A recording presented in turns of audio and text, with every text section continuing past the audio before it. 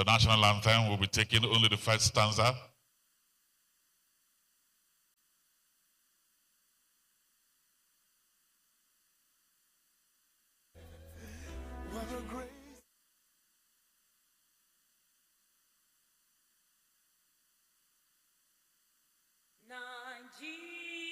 Nigeria, we hail thee, our own dear native land.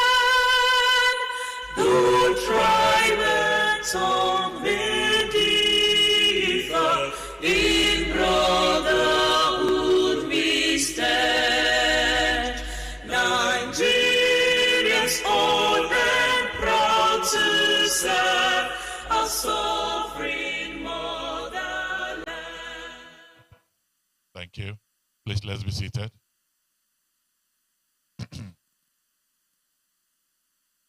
Your Excellencies, distinguished ladies and gentlemen, let me welcome all of you to this very significant event. But before we kick off, let me recognize and appreciate some of our very special guests that are here. I would like to welcome to Nigeria the Director General of the International Labour Organization, ILO, our distinguished guest of honor, Your Excellency, Mr. Gilbert F. Humbo. I welcome you to Nigeria. You're welcome home. You're welcome home. I'd like to also welcome here Her Excellency, Mrs.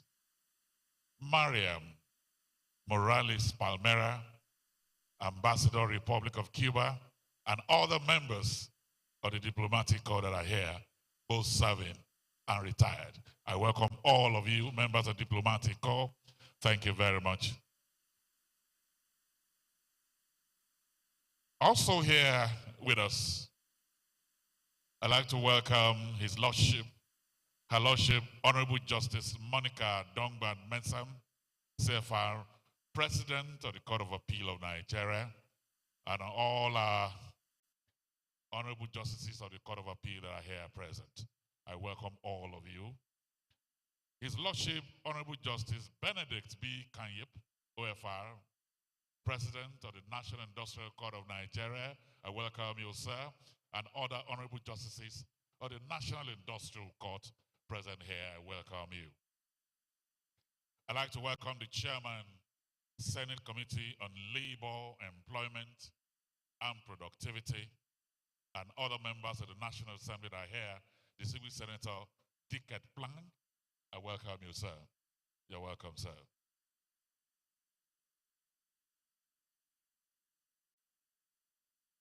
We have a representative of the Honorable Minister of Justice and Attorney General of the Federation, Binga Dinslia.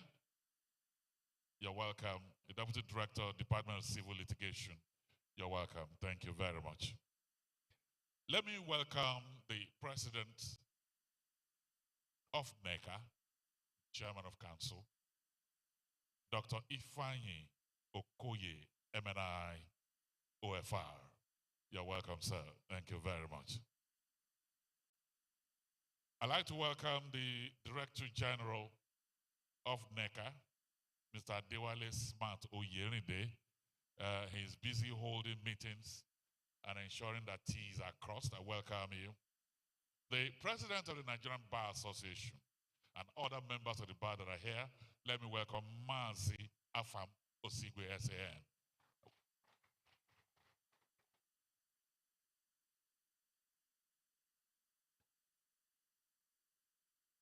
The TUC is represented here by Comrade Tommy Etimokon, first Deputy President TUC. He's a PhD holder. I'd like to welcome you representing the TUC President, Comrade Felix Festus Osifo. So I'd like to welcome all of you, Managing Directors and Chief Executives of government parastatals and agencies, social partners and stakeholders in labor relations ecosystem, presidents of the Chartered Institute of Personnel Management that is here with us. Let me welcome Our host here, Professor Abubakar O. Suleiman, Director General of the National Institute of Legislative and Democratic Studies.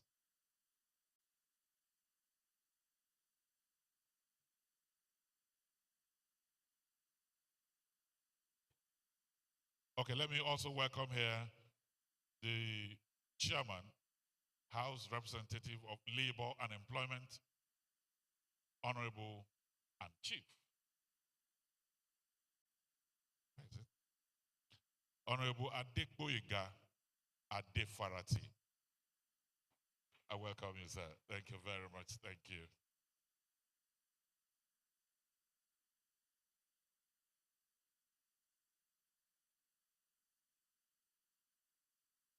Professor Abubakar Suleiman was the one I was acknowledging earlier.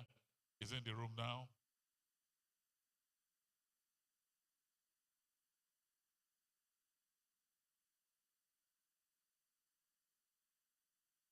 Assistant Commissioner of Police, Tino Dangua. Did I get that? Is that the name? All right. Representing the Inspector General of Police, I welcome you. Thank you very much. Thank you.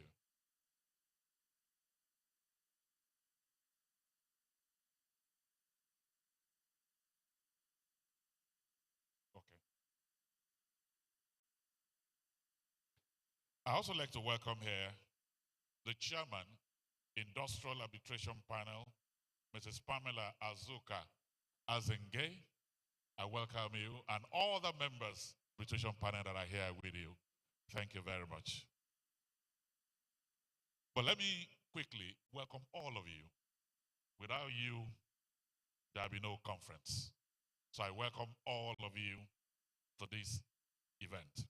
So, Your Excellencies, distinguished ladies and gentlemen, it is with pride and pleasure that I welcome all of you to the third annual Labor Adjudication and Arbitration Forum put together by the Nigerian Employers Consultative Association, NECA.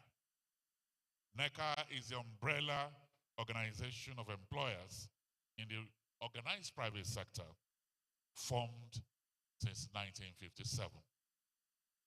Progressively, this event has become the biggest labor relations event on the continent.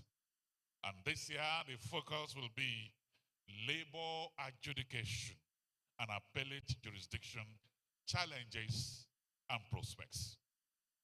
As a number of individual disputes arise from the workplace, labor courts are an important part of the dispute resolution system. And that will be our focus as we stay today as part of the third Labor Forum of NECA. But to actually welcome all of us is the president of NECA.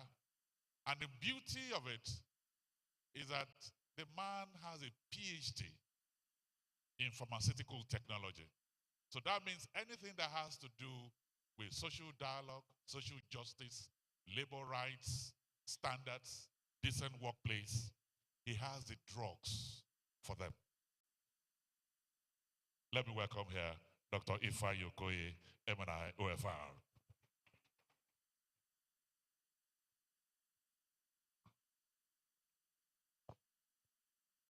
Thank you very much, MC.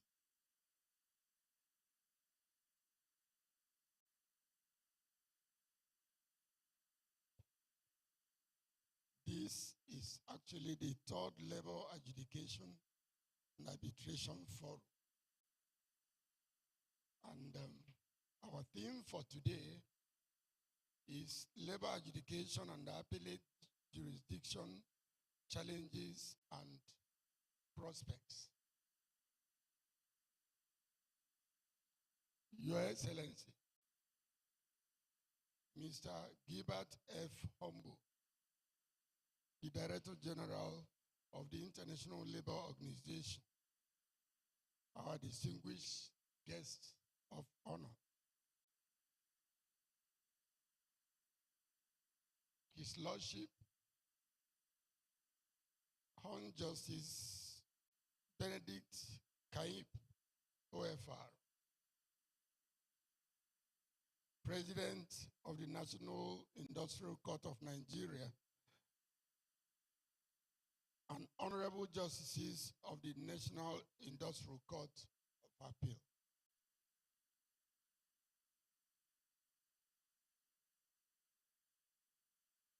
Senator Dickett Plank,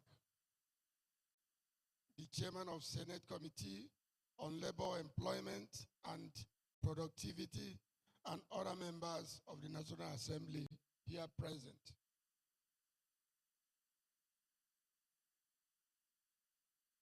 Alhaji Mohammed Maigari Dingadi, the Honorable Minister of Labor and Employment, and Chief Latif Fagbemi, Honorable Minister of Justice and Attorney General of the Federation. I think they are yet to come. We welcome the representative of the President of Union Congress of the Nigerian, of the Trade Union Congress, Festus Osifo, being represented by the first Deputy President. So we're welcoming the first Deputy President. Welcome, sir.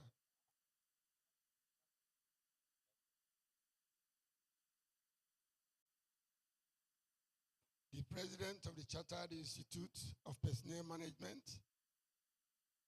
and other professional bodies.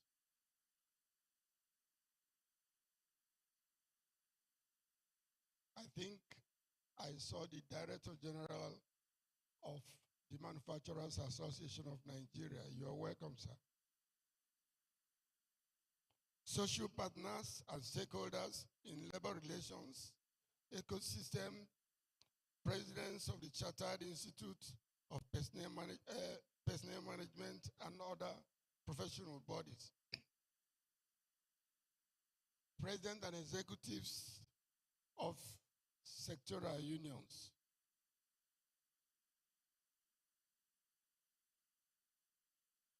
I want to also especially acknowledge Professor Abubakar Suleiman, the Director General of the National Institute of Legislative and Democratic Studies, who is hosting us for today. I also want to welcome the members of the press, and I will want, according to what the DG of ILO learned in Nigeria many years back, stand on the existing protocol. Ladies and gentlemen, it is with great pleasure that I welcome you all to the 3rd Annual Labor Adjudication and Arbitration Forum. Over the years, this forum has become a cornerstone for strengthening Nigeria's labor justice system, ensuring the fair, efficient, and timely resolution of employment-related matters. I'm particularly honored to welcome Mr. Gilbert Humbo, the Director General of the International Labor Organization, whose presence highlights the global significance of our discussions. Your participation enriches our dialogue and enhances collaboration between national and international stakeholders in our shared pursuit of fair and effective labor adjudication.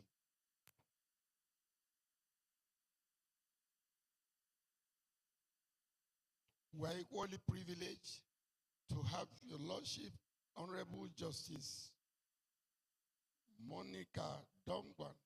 She's yet to come though.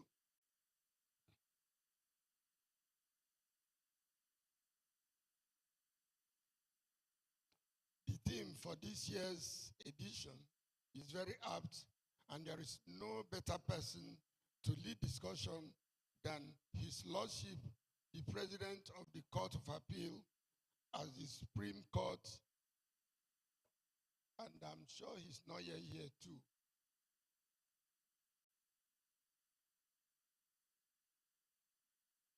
The participation of stakeholders and social partners, the Honorable Minister of Labor and Employment, the Honorable Minister of Justice and Attorney General of the Federation, and the President of the National Industrial Court of Nigeria, President of the NLC, who is yet to come, further underscores the significance of this gathering. Their presence reaffirms commitments to strengthening labor adjudication and ensuring that our industrial relations framework remains robust, fair, and responsive to the evolving world of work. This year's theme, Labor Adjudication and Appellate Jurisdiction Challenges and Prospects, is both timely and critical as labor relations become increasingly complex.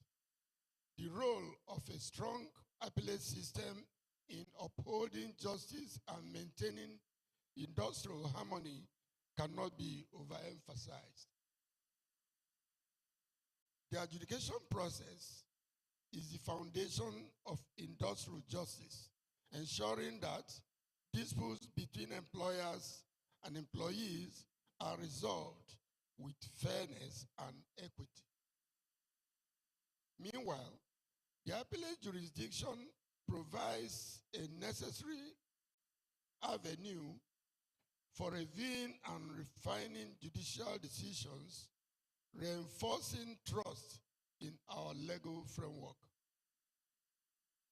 At NECA, we firmly believe that a well-structured and independent adjudication system is essential for industrial peace and economic growth.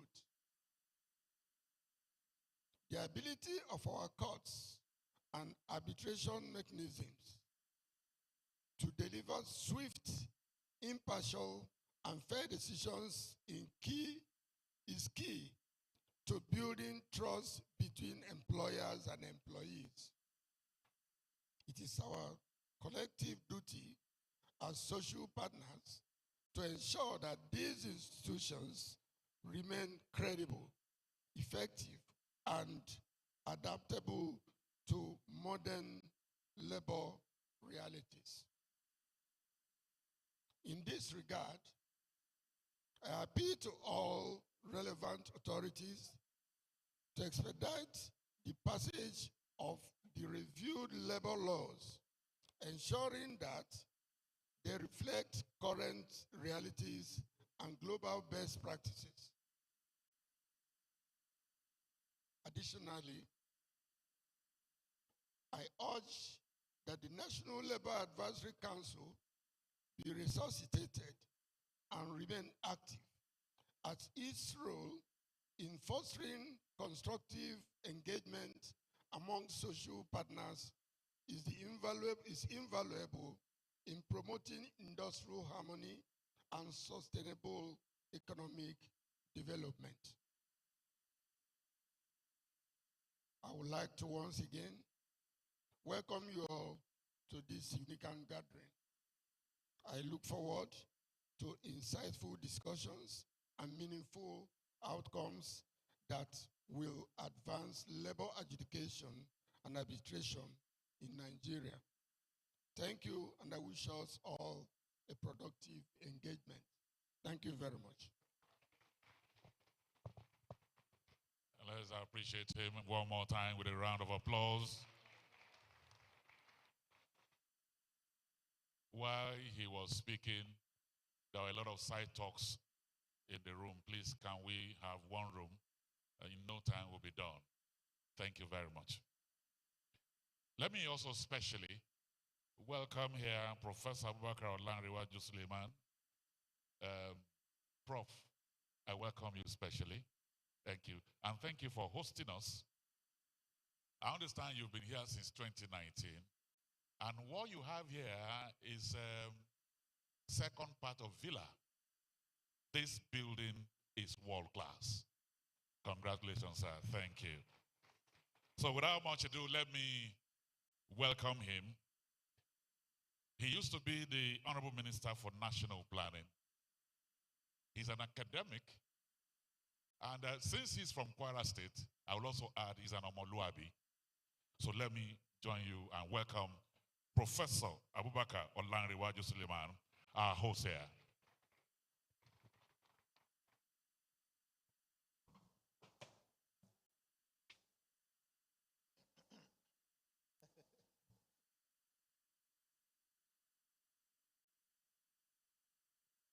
The Chairman, Senate Committee on Labor, Employment and Productivity, Distinguished Senator Dickett Plank, the Chairman, House Committee on Labor, Honorable Adiboye Gadi Farati, the President of National Industrial Court of Nigeria, the Director General, International Labour Organization, the Director General, Nigeria Employers Consultative Association, NECA, the President, Nigerian Employers Consultative Association, the President of Labour Congress, here ably represented, representative of the Honorable Minister of Labor, distinguished participant, management of NASIA present, gentlemen of the press, ladies and gentlemen. It is my distinct honor and privilege to welcome you all to the Stakeholder 2025 Annual Labor Adjudications and Arbitration Forum, organized by the Nigerian Employers Consultative Association, NECA, and hosted by my institute, the National Institute for Legislative and Democratic Study, under National Assembly.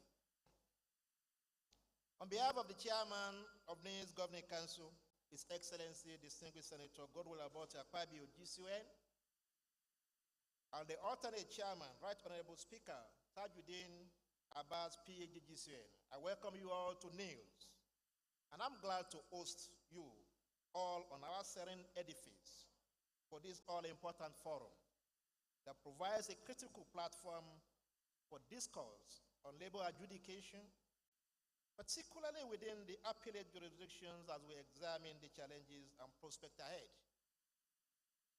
I'm especially delighted to welcome our esteemed special guest of honor, the Director General of International Labour Organization, ILO, His Excellency Gilbert Ohunbo, who has made history as the first African to lead the distinguished United Nations body in over a century.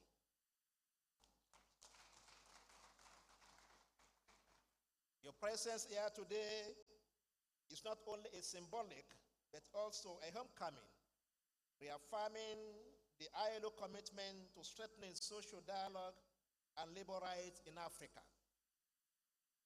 Let me also acknowledge the distinguished presence of the President of the Court of Appeal. We are waiting for him or her, our keynote speaker, as well as the President of the National Industrial Court, Honorable Ministers of Labor and Employment, members of the National Assembly Committee on Labor and Employment, eminent jurists, labor union leaders, employers, and other key stakeholders gathered here today. I particularly appreciate NECA for your continuous partnership with our institutes in advancing labor-related legislative and policy discussion in Nigeria. At NILS, we remain steadfast in our commitment to promoting social dialogue as a fundamental pillar of sustainable industrial relations. We recognize that effective labor adjudication is critical in ensuring fairness, equity, and justice in employment relations. As such, this forum is timely, providing an avenue for a robust exchange of ideas that will contribute to strengthening labor dispute resolution mechanism in Nigeria. In this regard, NIS has played a significant role in facilitating stakeholder engagement on labor-related matters. A key milestone was the high-level tripartite clause dialogue convened by our institute on the 8th of July 2024, which brought together representatives of government, organized labor, employers, and the Labor Committee members of National Assembly to deliberate on the present issue of a new national minimum wage in Nigeria. That engagement laid the groundwork for the eventual agreement between the government and labor stakeholders, culminating in the swift passage of the new wage legislation by National Assembly in the year 2024. Beyond the minimum wage engagement, NIS remain committed to supporting the tripartite partners in other critical areas, including the ongoing review of labor laws. We recognize the need for a legal and institutional framework that align with global best practices while addressing Nigeria's unique labor market realities. Through research, legislative support, and capacity building programs, NIS will continue to provide the necessary technical assistance to enhance labor relations and dispute resolution mechanism in the country. As we embark on today's discussion, I urge all participants to engage constructively, share best practices, and propose actionable recommendations that will further strengthen the adjudications and arbitration of labor disputes in Nigeria.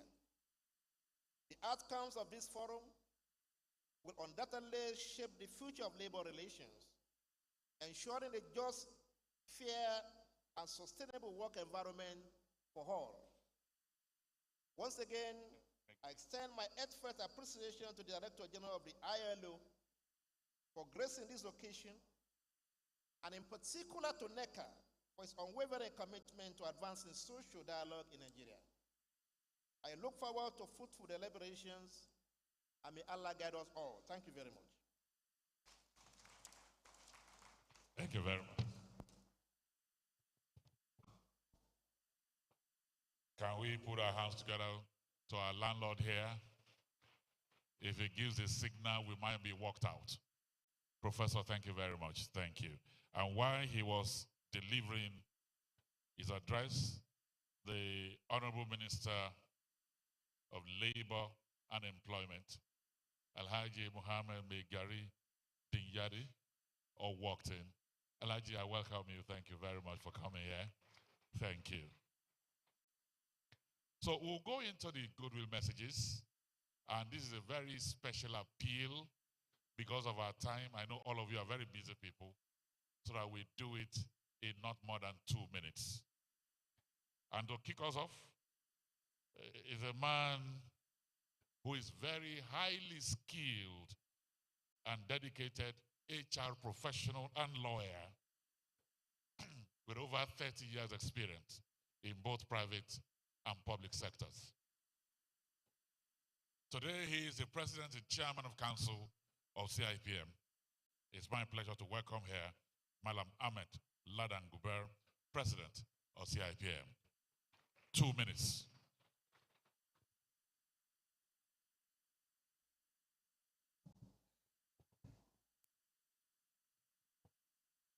Thank you very much. Let me respectfully stand on the protocol already so well established by the President of NECA, and just welcome you all to the 3rd annual Labor Adjudication and Arbitration Forum of NECA. Let me start by extending our sincere appreciation to NECA for the invitation to be part of this crucial discourse. We are truly honored to be here. NECA has remained at the forefront of shaping transformative conversations, and today's theme, labor adjudication and appellate jurisdiction, challenges and prospects, is both timely and very apt. We must understand that labor disputes, when unresolved or improperly adjudicated, do not only remain confined to courtrooms or arbitration halls. They spill over into boardrooms, workplaces, and even public spaces, therefore impacting productivity, economic growth, and the very fabric of our society. The question is, are our adjudication processes truly delivering swift, equitable, and enforceable justice? Or are we trapped in circles of legal bottlenecks, prolonged litigations, and rulings that fail to create real workplace harmony?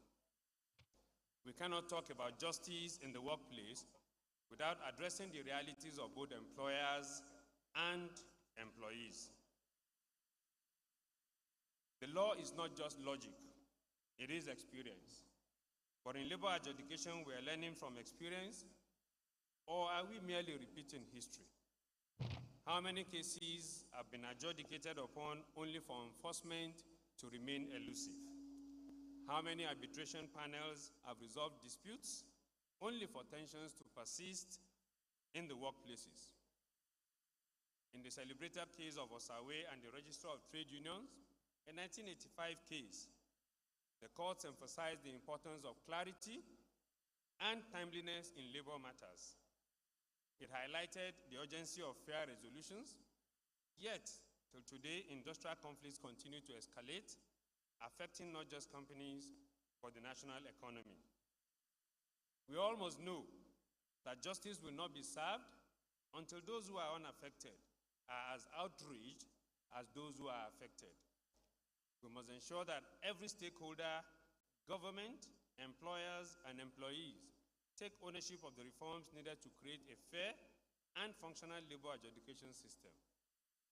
As the apex regulatory body for human resource practice and management in Nigeria, the Chartered Institute of Personnel Management recognizes that sustainable labor relations depend on a well-structured adjudication system, one that is swift, fair, and transparent, one that is pro-business, pro-labor, and also striking a delicate balance, and one that is aligned with global best practices in labor dispute resolution. If we do not fix our industrial relations system, we risk economic stagnation, declining investor confidence, and an unstable workforce. And as Martin Luther King Jr. said, injustice anywhere is a threat to justice everywhere. We must reimagine dispute resolution beyond courtrooms. We can strengthen alternative dispute resolution to ensure that matters are resolved with speed and finality. Can we build a labor jurisprudence that is proactive rather than reactive? The truth is, when labor disputes linger, businesses suffer. Employees lose morale, and the economy, of course, pays the price. If justice is neither accessible nor enforceable, we risk perpetuating a cycle of distrust and instability. Today's conversations must go beyond identifying challenges. We must forge solutions that will usher in a new era of industrial peace, productivity, and prosperity. Let us therefore join other speakers to call for the immediate and review of our labor laws. We know this is ongoing, but we believe that it's taking a very long time. We also will join others to call for the empowerment of the National Labor Advisory Council to enable it function properly to serve the purposes for which it was established. Thankfully, the Honorable Minister of Labor and Employment is here with us, and we believe he's hearing us loud and clear. Finally, let me once again commend NECA once more for this critical initiative. We pray that our discussions today will lead to reforms that will stand the test of time. Thank you all very much for coming. Thank you. Thank you very much. The President of CIPM, we appreciate you. Although he did 4.5 minutes, we will forgive you. We will forgive you. But the rest of us, let's stick to 2. There's a timekeeper here.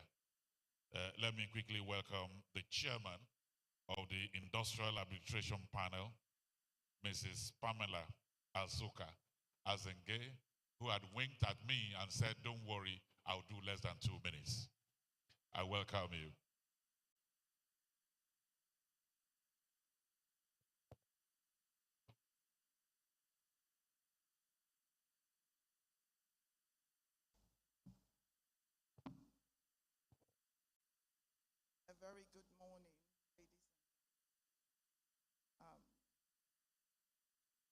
Excellencies, my lords temporal present, distinguished ladies and gentlemen, I beg to stand on existing protocol in order to save myself 2 minutes. It is with immense pleasure that I address this esteemed gathering at the 3rd Annual National Labor Adjudication and Arbitration Forum. I send warm greetings from the Industrial Arbitration Panel, and I applaud National Employers Consultative Association for organizing this crucial event. The theme of this year's forum, Labor Adjudication and Appellate Jurisdiction, Issues, Challenges, and Prospects, is remarkably timely and pertinent. As we convene today, we recognize the importance of an efficient and equitable labor adjudication system for fostering labor harmony, which will advertently stimulate economic growth and ensure social stability within our nation. Labor adjudication serves as the cornerstone, as mentioned earlier, for evolving workplace disputes. It is not merely a procedural exercise. It is a critical mechanism for upholding fairness, safeguarding workers' rights, and maintaining a balanced and harmonious employer-employee relationship. However, we acknowledge that this critical system faces significant challenges that require our collective attention and concerted efforts. While the challenges are formidable, they are not insurmountable. By working collaboratively, policymakers, legal luminaries, all stakeholders can continue to contribute to a more robust and efficient labor adjudication system. Some of the key areas for improvements are: 1, leveraging on technology to streamline case management, implementing online dispute resolution mechanism, and enhancing access to justice for all parties, implementing robust programs for professional development of adjudicators and legal practitioners. This will equip them with the necessary skills, knowledge, and expertise to effectively navigate the evolving legal landscape, which includes emerging legal trends and best practices in dispute resolution. Revisiting and reforming labor laws to eliminate ambiguity, clarity, and ensure consistency in their application, as the last speaker mentioned. I wouldn't want to parrot him too much. Fostering stronger collaboration among employers, employees, unions, government agencies to build a more inclusive and responsive system. The success of our labor adjudication system hinges on the commitment and dedication of all stakeholders. As we engage in insightful discussions, deliberations, let us affirm our collective commitment to building a system that is not only effective, but also equitable, just and accessible to all. I once more commend NECA for creating this invaluable platform for dialogue and reflection. Let us utilize this opportunity to exchange ideas, share experiences, and develop actionable solutions that will shape the future of labor adjudication in Nigeria. Thank you all, and I wish you an insightful and productive deliberations. Thank you. You did well, man. We will need an arbitration panel to look at the extra 1 minute you used. Let's put our hands together for her, ladies and gentlemen. Thank you. Very quickly, let me welcome here. He is the national president of the Association of Senior Civil Servants of Nigeria and the first deputy president of TUC, representing the president of TUC here, Comrade Tommy Etimokon, PhD. I know as a PhD holder, you're a professor. I beg for 2 minutes. You're welcome.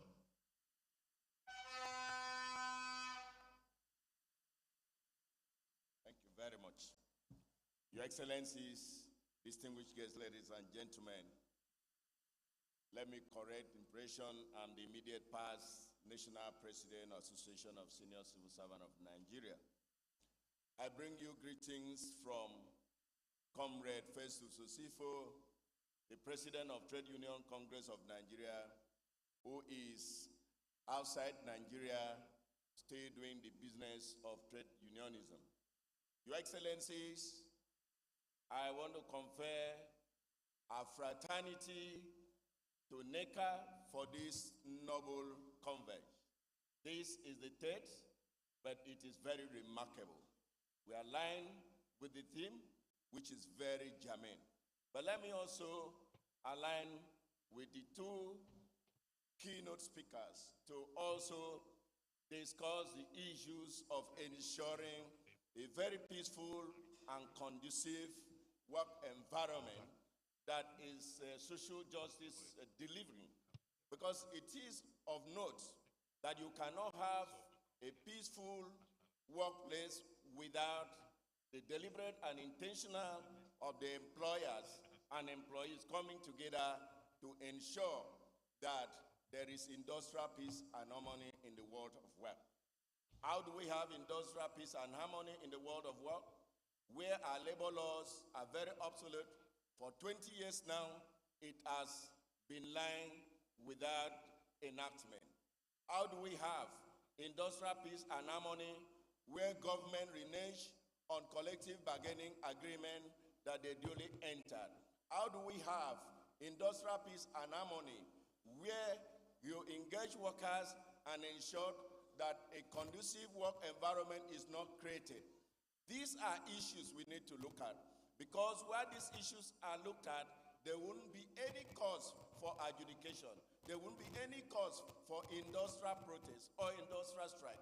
And we commend the NECA for taking this initiative to ensure that when you look at only the challenges, the prospects are there with us. We must be intentional as employers, we must be intentional as workers to ensure that we create atmosphere where industrial peace and harmony come to the fore. I thank you very much, and we wish you a very successful deliberation in the discourse. God bless you. Thank you. Thank you very much, comrade. Thank you. Let me quickly go to the National Assembly. This is their building. They own it. I'd like to welcome here first the chairman of the House Committee on Labor and Employment, Honorable Adegboyega Adefarati.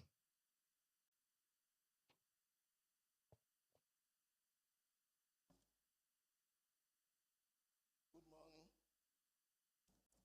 Honorable Minister, DGILO, other protocols duly observed. Because of my time, let me go straight to my speech. I'm honored to be here today as a special guest of honor for this significant event organized by Nigerian Employers Association, NECA. This annual Labor Adjudication and Arbitration Forum with the theme Labor, Arbitration and Advocate Administration, Challenges and Prospects, addresses a crucial aspect of our labor and employment sector. As the chairman of the House Committee on Labor, Employment and Productivity in the House of Representatives, I'm keenly aware of the challenges and opportunities that lie within the education and application in labor matters. Some of the challenges are the issue that lead to frustration for both employers and employees is the delay in resolving disputes that have negative implications affecting workplace morale and productivity. It is essential that we work towards developing more efficient procedures to expedite these cases. Additionally, there is challenge of accessibility. Too many workers find the application process complex and intimidating. Ensuring that all parties have equal access to justice remains a priority. Simplifying processes and providing support systems that educate workers and their rights can help address this issue. What are the prospects? Despite these challenges, there are significant process ahead, particularly as we align our efforts with President Bola Tinubu's New Hope agenda. A cornerstone of this agenda is the recent signing into law of the minimum wage bill, which sets the minimum wage at 70,000 naira. The landmark aim is to improve the economic status of our workers and reflects a commitment to enhancing their welfare amidst these economic challenges we currently face. I firmly believe that the leadership of the National Assembly, working hand in hand with the executive, under the guidance of our esteemed Speaker of the House of Representatives, Right Honorable Tajudeen Abbas, PhD, will work together and forge pathways that will transform our labor landscape. The commitment we have to address economic challenges is resolute, and I assure you that these challenges will soon be a thing of the past. Furthermore, enhancing the capacity and training of our labor arbitrators, arbitration bodies is essential. By investing in ongoing education and resources, we can ensure that those involved are well equipped to handle complex cases with fairness and integrity. It is also essential to strengthen the legal frameworks governing labor application and applicant decision, ensuring that in tune with the evolving needs of our workforce, a collaborative effort between the lawmaker, legal practitioners, employers, and workers' union is key to shaping policy that reflects our shared commitment to improving labor relations. In closing, I commend NECA for organizing this forum and creating a platform for dialogue and exchange of ideas. It is through gatherings like this that we can collectively address the challenges we face and explore innovative solutions and prospects for the future. Let us remain steadfast in our resolve to enhance the living and working conditions of our citizens, ensuring that the New Hope agenda translates into tangible benefits for all Nigerian workers. Thank you and God bless. Thank you very much, Honorable. And while he was speaking,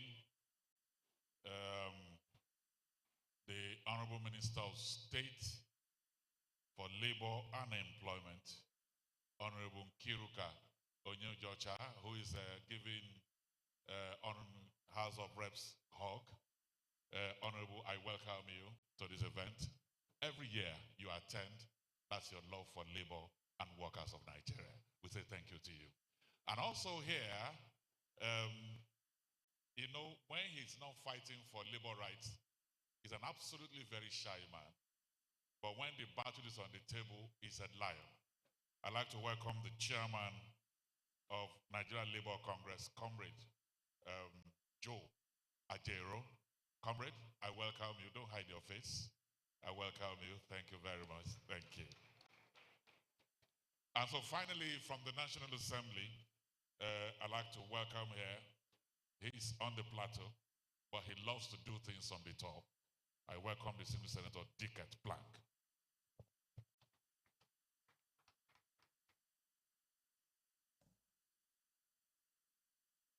Permit me to stand on the already established, well-established protocol, particularly the one that was exerted by the president of NECA.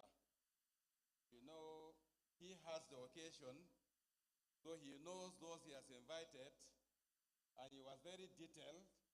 So permit me to stand by the protocol expressed by Dr. Okoye, I learned a pharmacist. But it will not be complete if I stand by that protocol and I will not have an opportunity to say something, at least for those that I see.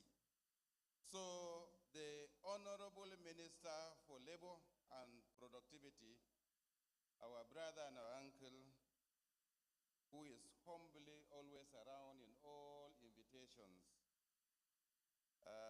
Honorable Mohammed Megari, and Honorable Minister of State, our sister and our colleague, Honorable Kiru, who was a local government chairman, maybe a commissioner, House of Reps, and now minister. Where next, I don't know. My dear brother, the chairman of the House Committee on Labor, he has a PhD, I have SSCE. He has PhD, because they always say PhD. Ni SSCE. A doctor, Asuwaju, the Otumba of Akoko. The DG, Alan, a former prime minister, the first black DG of ILO, and we're lucky to have that we are hosting him in Niels, and the landlord of Niels is also around to host our big visitor back home in Nigeria. The landlord, thank you, Prof, for being around and always hosting us. And NECA, you've done very well for bringing the highest stakeholders of labor and members of the judiciary that are here. It gladdens my heart in no small measure that we are here humbly today for a very important stakeholders meeting that has to do with the progress, stability, and productivity of the labor force, particularly our employee. Distinguished guests, my esteemed colleague, and fellow stakeholders, I am honored to be the special guest of honor at the third annual National Labor Adjudication and Arbitration Forum, organized by Nigerian Employers Consultative Association. I would like to commend NECA for its tireless efforts in promoting harmonious labor relations and fostering a conducive business environment in Nigeria. This forum is a testament to your organization's commitment to addressing complex issues facing labor adjudication, and arbitration in our country.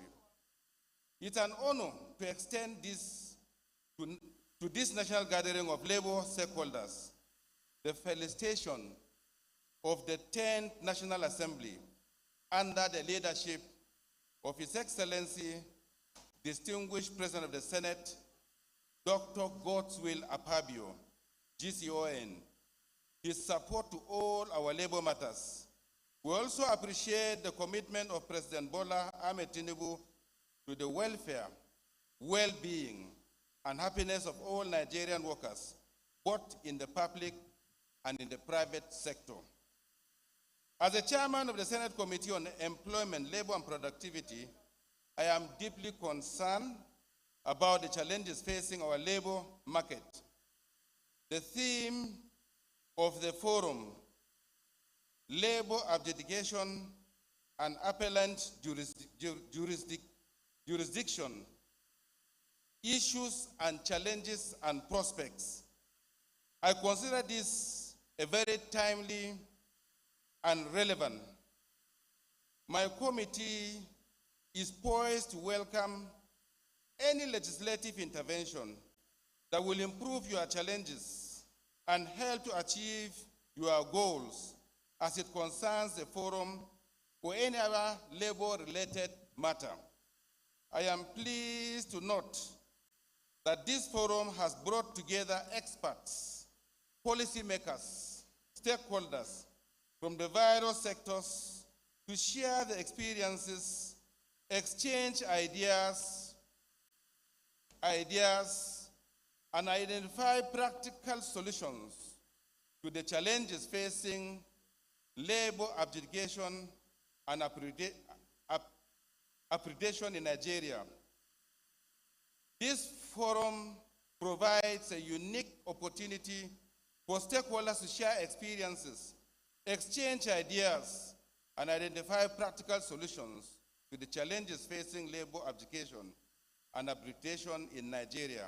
I'm confident that our participation will enrich today's discussions and contribute significantly to the guests for a more equitable and productive labor market. As we deliberate on these critical issues, I urge you all to be mindful of the need for a balanced approach that takes into account the interests of both employers and the employees. We must work together to create a labor market that is fair, equitable, and productive. Once again, I commend NECA for organizing this important forum. I wish you all a fruitful and engaging discussion. I look forward to the outcomes and recommendations that will emerge from this forum.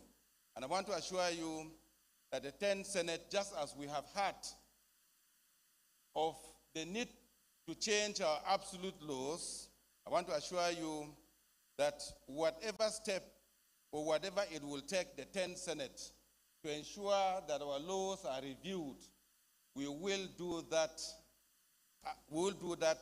At the speed of light.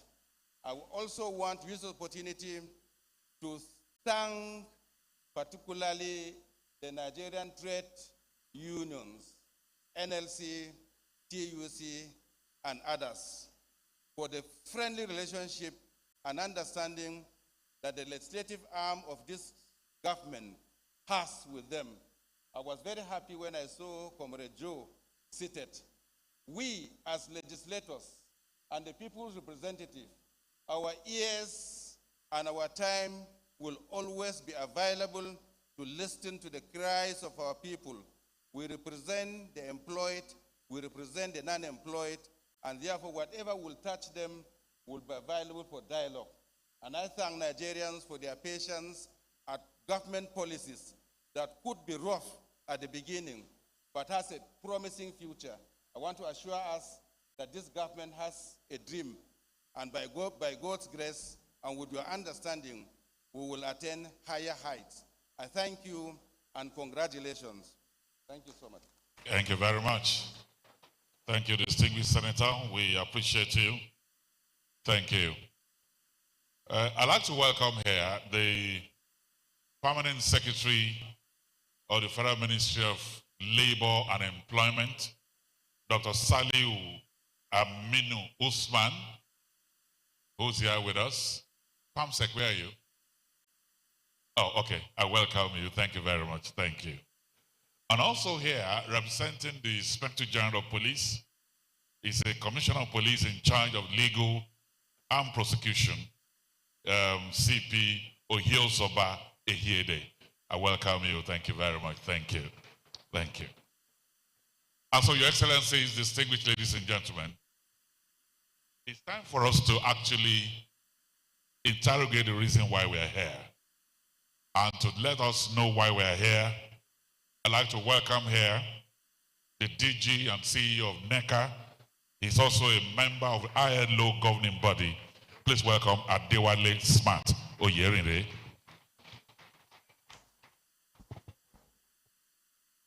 Good morning once again.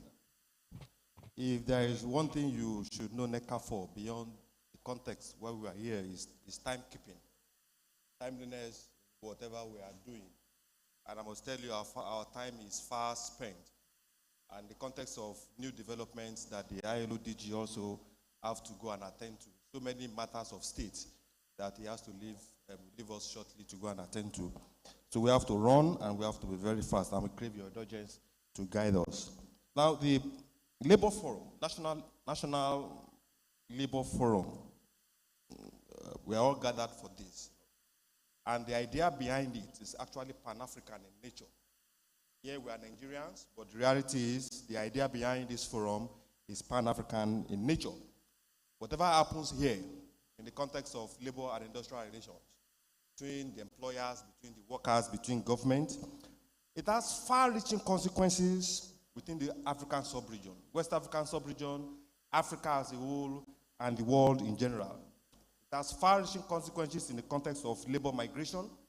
It has far-reaching consequences in the context of trade facilitation, investment promotion, investment generation, investment retention. It has far-reaching consequences within the context of security.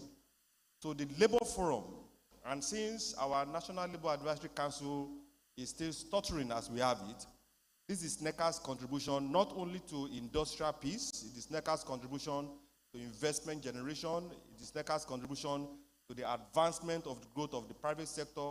And without the growth of the private sector, hardly can you talk about GDP growth. Hardly can you talk about employment generation. Hardly can you talk about industrial peace. So this is our contribution to industrial peace, our contribution to investment generation, investment retention, and it's our contribution to the growth of Africa as a whole. So I want to thank you once again, as I align with my president's earlier welcome address, that thank you for joining us. This is the third edition, and hopefully, who knows, the fourth edition might just be an international labor forum. So we hope you join us next year, even as we continue to deepen this conversation.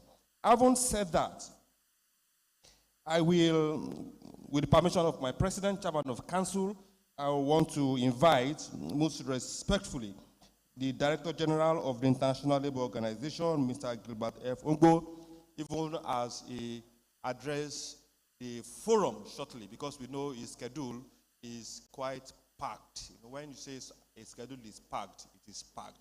Your Excellency, Director General, you have the floor, sir.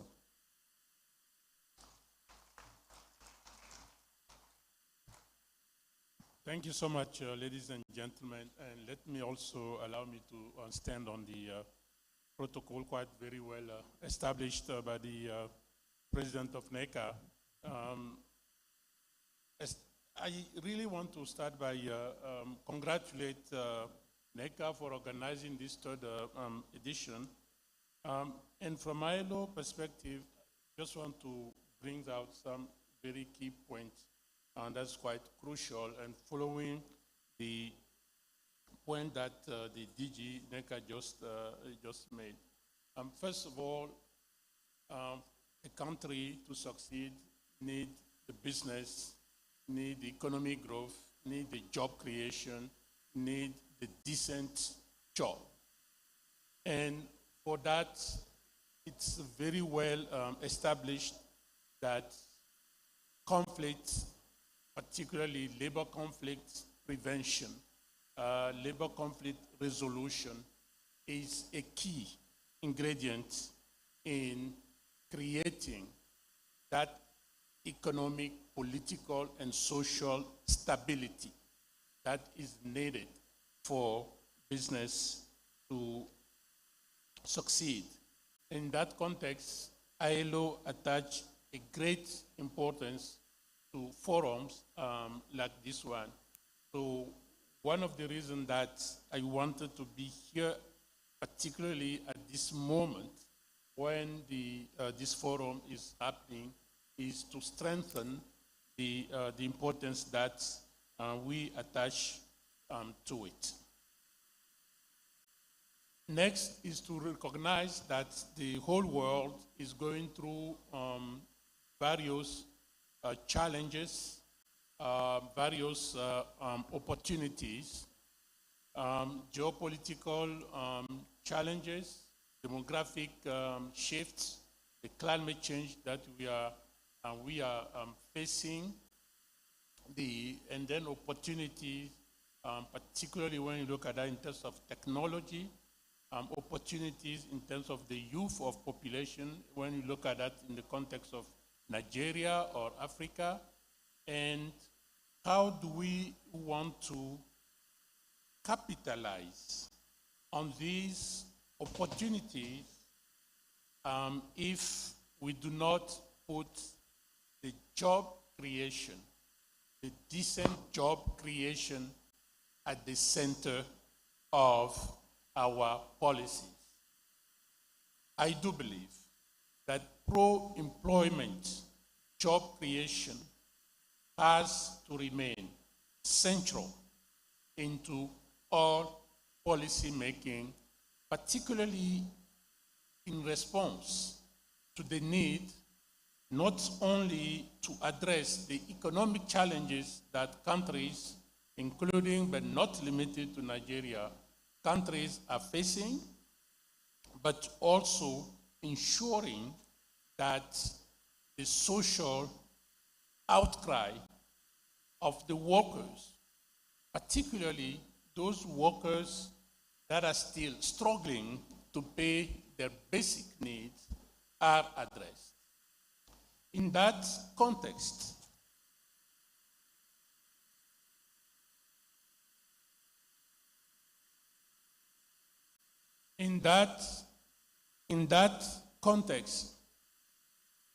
allow me to address one critical factor for us is the living wages. We want to appreciate the effort made by the government in increasing the minimum wage for 30,000 naira to 70,000 naira, more than double, which is a decisive effort from the government. At the same token, I cannot not listening to the concern about the workers in terms of the pervasive and persisting cost of living, particularly when it comes to the different dimensions of the daily life. But to make it even more complicated, we do believe in ILO that we have to move away from the concept of minimum wage to a concept of living wages.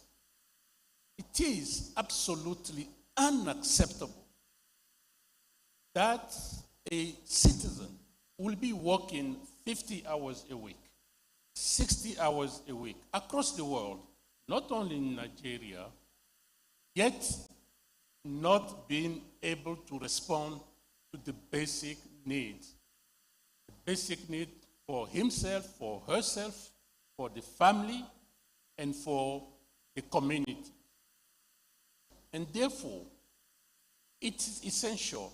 This is why I really appreciate this initiative coming from NECA, because we do know that the more the business would prosper, the more the economy will prosper, the more we will create a fiscal space for the government to be able to respond as well to the social needs of the population at large.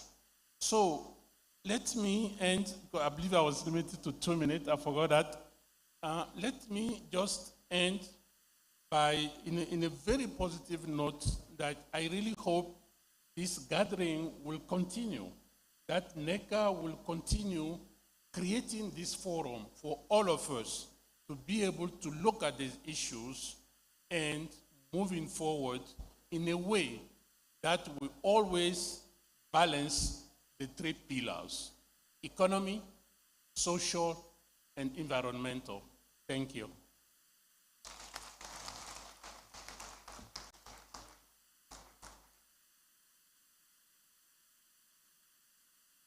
You pardon me, I'm taking the role of the MC for a while. Thank you, DG, for that succinct presentation.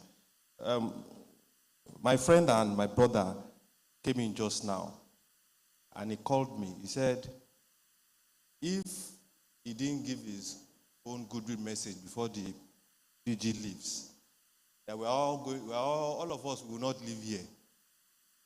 And they are going to mobilize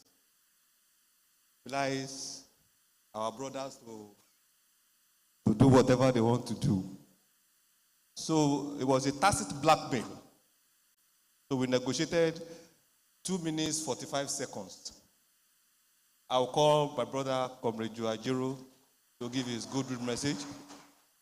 And while he's giving his goodwill message, with the permission of my president, I will stay by his side so that we can off the mic when it's beyond 2 minutes, 45 seconds. Okay, DG, other guests here. Well, let me put a caveat. There was no threat to that effect, especially with the DG here. Let me thank the DG for visiting Nigeria, the Minister of Labor and others present. I will not repeat what others have said, but DG, I need to mention something very critical which you take home. There's a threat to taking labor to a concurrent list, the legislative list of government, and on and on and on. I don't know whether it has been mentioned here. It has a potential danger to industrial relations practice.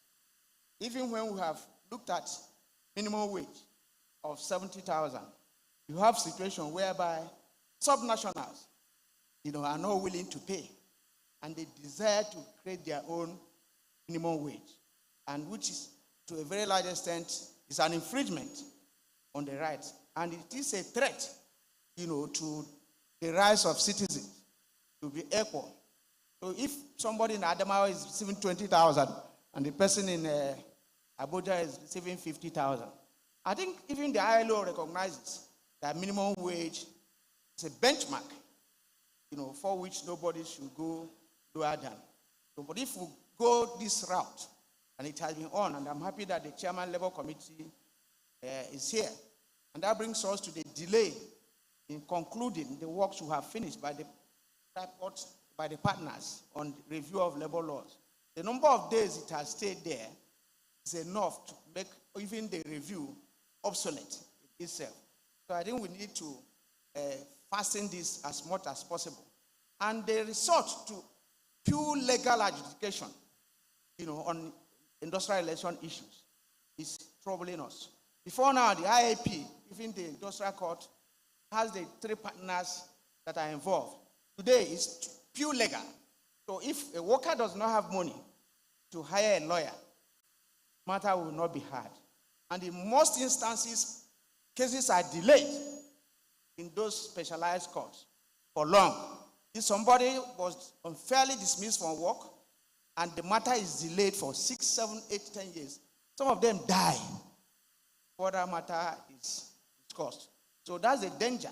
There are processes before where you can use conciliation, you can use mediation, you can use even consultation.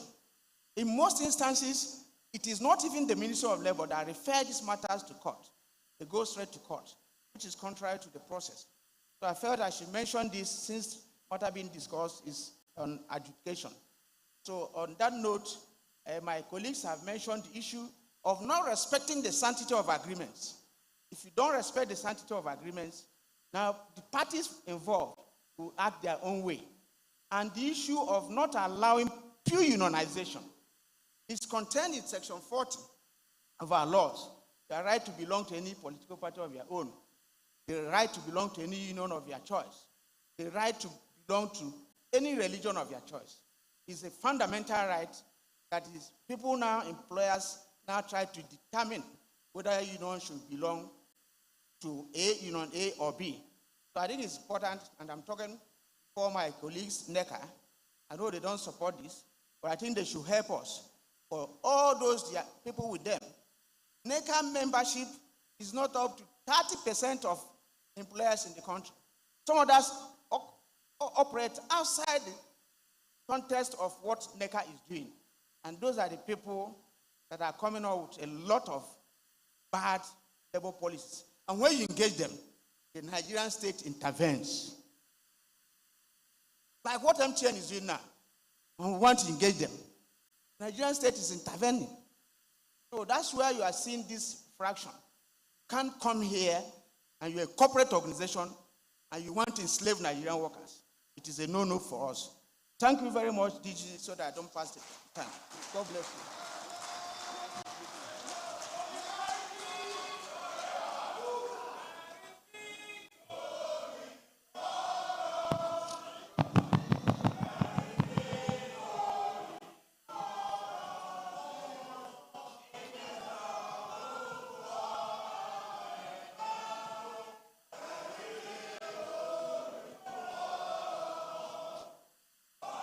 Thank you very much. Thank you.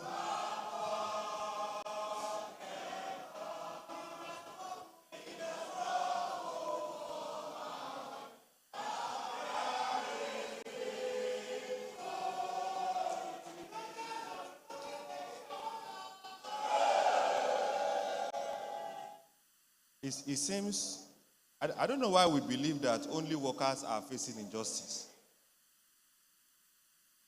With over 60, 70, 80 taxes, levies, and fees that employers are paying, is that justiciable? I'll leave that for the workers to brood over. Thank you very much, Director General ILO. I want to most respectfully invite you to the front with my President, Chairman of Council.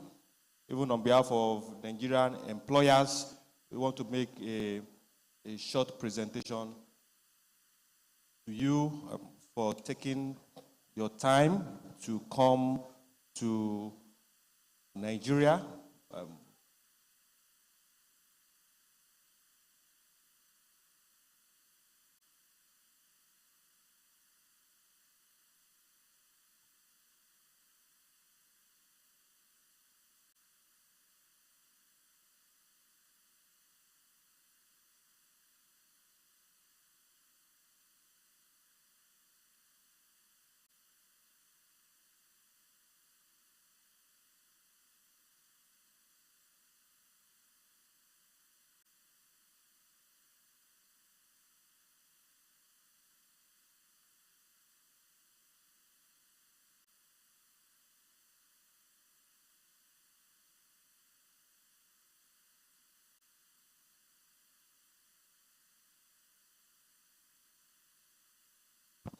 I'll ask the President, Chairman, Council, please kindly still stand.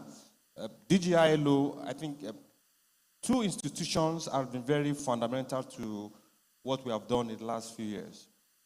That's the ILO itself and some of your delegates.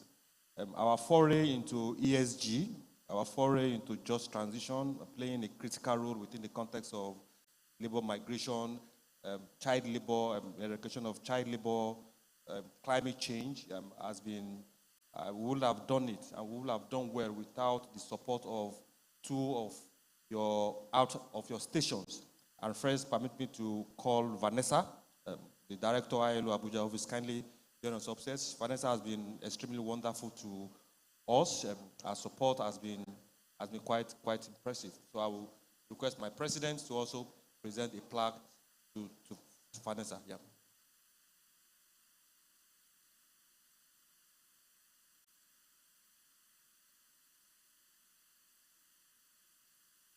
Thank you very much. And the second station that has been of valuable assistance to us, even as at 2 days ago, is ACTEMS. Our colleague in ACTEM, Deborah, Francis, Julie has been extremely wonderful. Samuel has been extremely wonderful. They've unheld us into becoming or evolving into a true omnibus business membership organization. So we want to commend their support and their effort also. Thank you very much, Director General. Permit me to call the Honorable Minister for Labor and Employment to just give a remark just before you leave. Honorable Minister, sir, if you want to make any remark before the ILO Director General will leave here.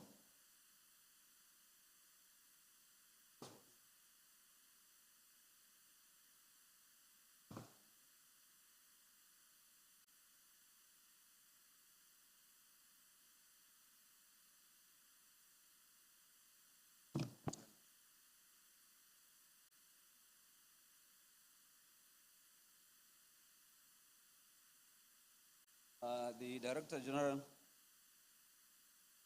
ILO, distinguished Chairman Senate Committee on Labor and Employment, my Chairman House Committee on Labor and Employment, my sister and colleague, Minister of State, Labor and Employment, permit me to stand on the existing protocol already established, very well established for that matter. I can see all what is supposed to be said has already been said, but let me say that I want to particularly thank the Director General, ILO, for creating time to come to our dear country, share with us the joy of this very important occasion.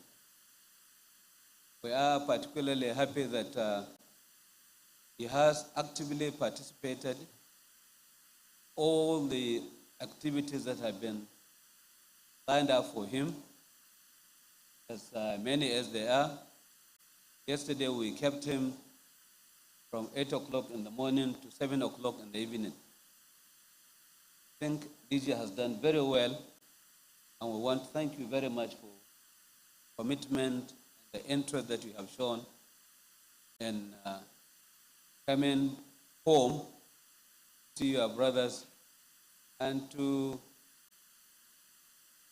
help us together so that we have a very harmonious working relationship to ensure justice and fairness and to have a very peaceful labor relations.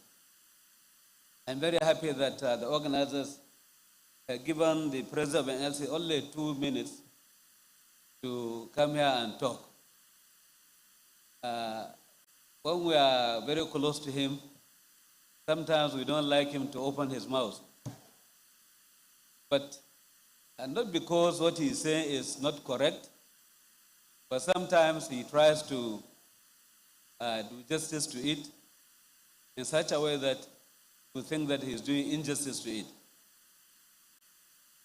I want to assure Mr. President that this nation is one united country, it's a federation, and we want to assure all that this country will remain like that, and labor unions are on the exclusive legislative list, and they will remain so. We'll try. I was thinking that he's going to mention one issue which we have already discussed and almost resolved with him, but he kept it to his chest. Thank you, Mr. President, and I want to assure you that that matter that is trying to boggle your minds to ensure that states don't misbehave, or states don't do things in the way they want to do them. These issues, I think we have almost resolved it, and I will keep you informed in due course.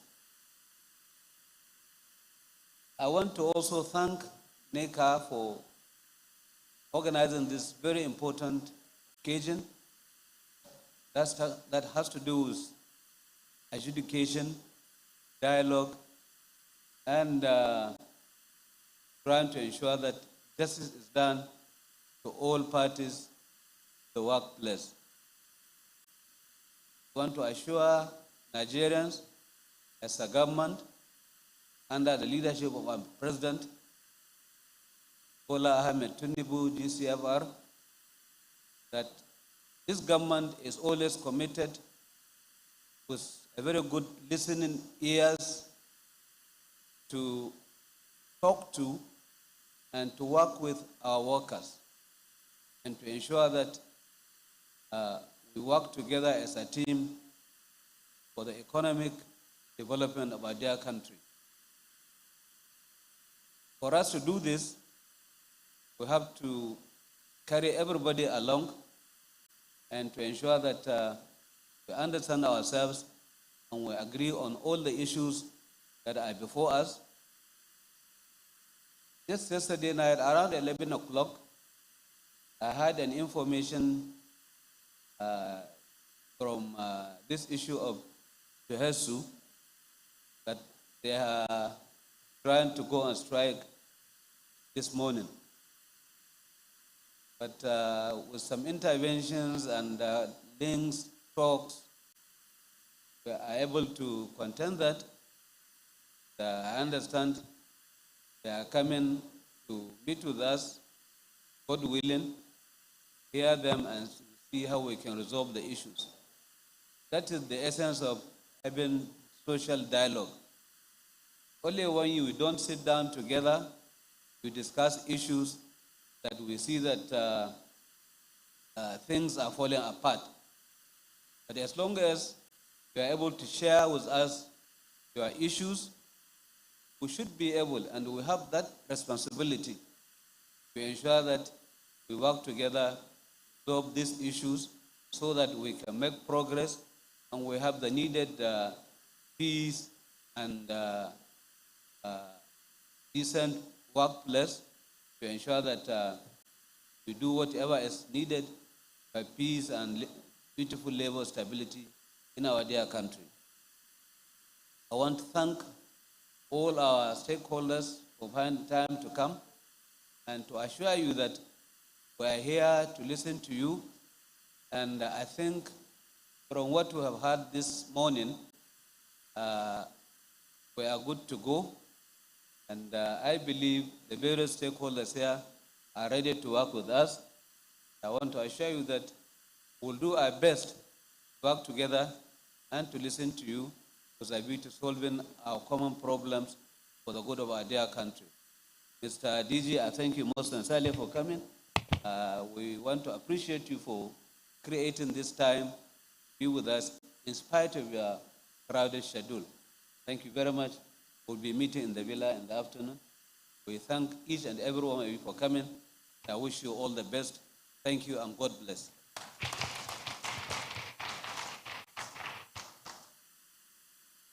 You know, one of his staff just whispered to me that he's patient, he's kind, he's mature. So maybe this is more like a round peg in a round hole. He's a fatherly person who can deal with workers and do social engineering. Can we put our hands together one more time for the Honorable Minister? Thank you very much.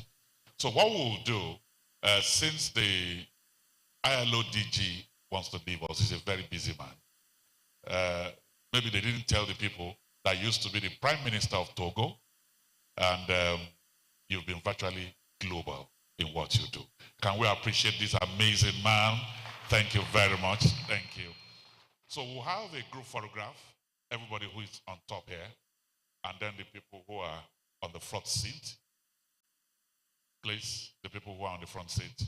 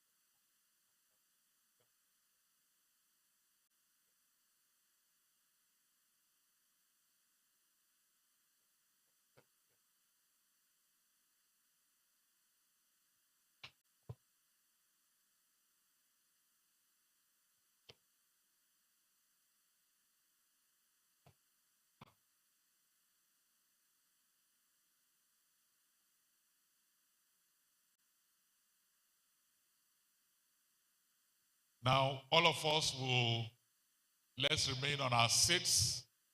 The program continues. We'll just say thank you to the ILO DG. Can we say goodbye to him with a round of applause? Thank you for coming to Nigeria. We appreciate you. Thank you very much. But the rest of us, let's remain on our seats. Let's remain on our seats as I welcome here for his goodwill message the representative of the IGP, CP Ohiozoba Ehiede, to please step forward here for the goodwill message.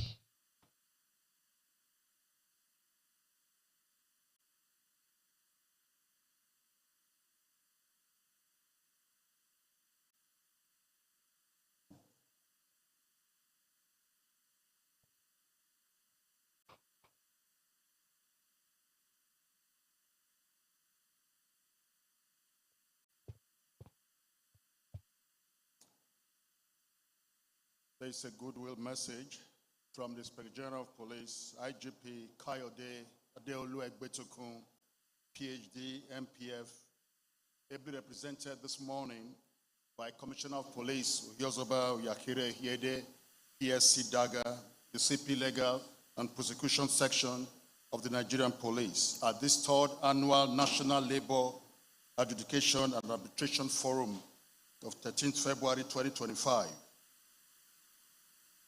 It's my greatest honor to represent the Inspector General of Police at this esteemed gathering.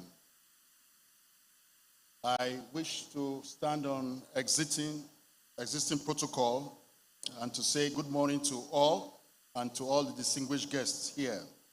I extend warm greetings from the Inspector General of Police, who would have loved to be here, but for one or two reasons, due to exigencies of duties, he couldn't make it.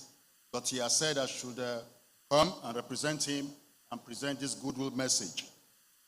As we converge to discuss and resolve labor disputes, I acknowledge the crucial role that effective adjudication and arbitration play in maintaining harmony and stability in our workplaces, society, and at large.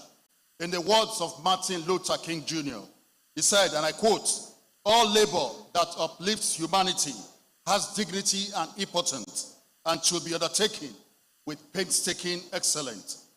The Nigerian Police Force, under the leadership of the 22nd Indigenous Inspector General of Police, Kayode Egbetokun, PhD, MPM, is committed to maintaining law and order, protecting lives and property, and promoting a conducive environment for economic growth and development. We in the Nigerian Police recognize the importance of collaborative efforts between stakeholders, including labor unions, employers, and law enforcement agencies, and in preventing and resolving disputes. We are committed to providing support and ensuring that the rights of all parties are protected. In the words of the first black president of South Africa, His Excellency Nelson Rolihlahla, also known as Madeba, Nelson Mandela, he said, "No single person can achieve greatness alone. It requires the collective efforts of a team, a community, and a nation. We must work together to build a society that is based on equality, justice, and human rights. We must work together to create a world where every person has the opportunity to reach their full potential." End of quote. I wish you all fruitful deliberations and successful outcomes. May this forum provide a platform for constructive engagement, mutual understanding, and the advancement of our collective interests. Thank you, and God bless us all. Yeah. Thank you very much. Thank you. Let me very quickly go to the Executive Director, Finance and Investment, NSITF, Mr. Adedeji Adegoke, representing the MD CEO of NSITF.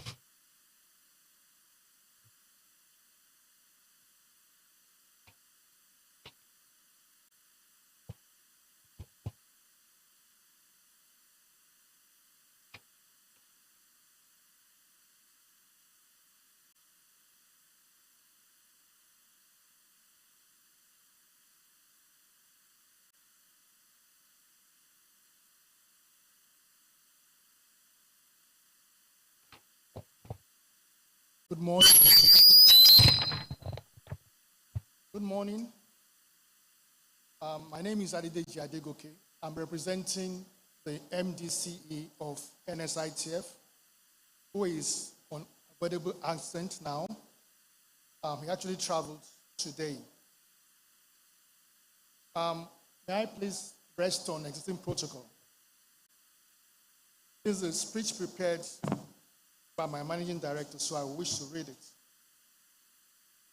It is my pleasure to participate at this year's annual National Adjudication and Arbitration Forum, and I extend my profound gratitude to Nigeria Employers Consultative Association, NECA, for their efforts at promoting regular collaborative engagements in the labor and employment community.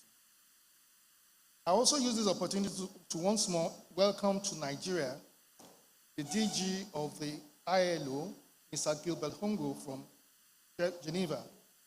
His presence at this forum signifies the commitment of ILO to promoting industrial harmony across the globe.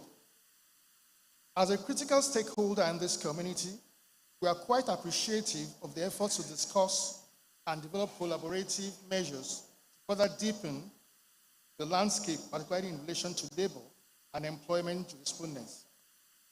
Labor and employment issues are always emotive and therefore will be prone to disputes and disagreements. It is therefore always in our best interest as a community to foster a sense of engagement that will enrich our laws and make adjudication of those disputes easier with clearly defined jurisprudence to give everyone a clear sense of understanding of the reasoning behind our decisions.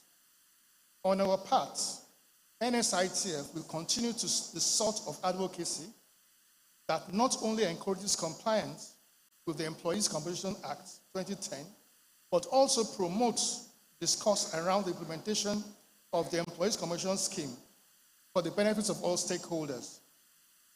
As you may be aware, the NSITF is responsible for the implementation of the Employee Compensation Scheme that provides for payments of adequate compensation for all employees or their dependents for any death, injury, diseases, or disability arising out of work or in the course of work.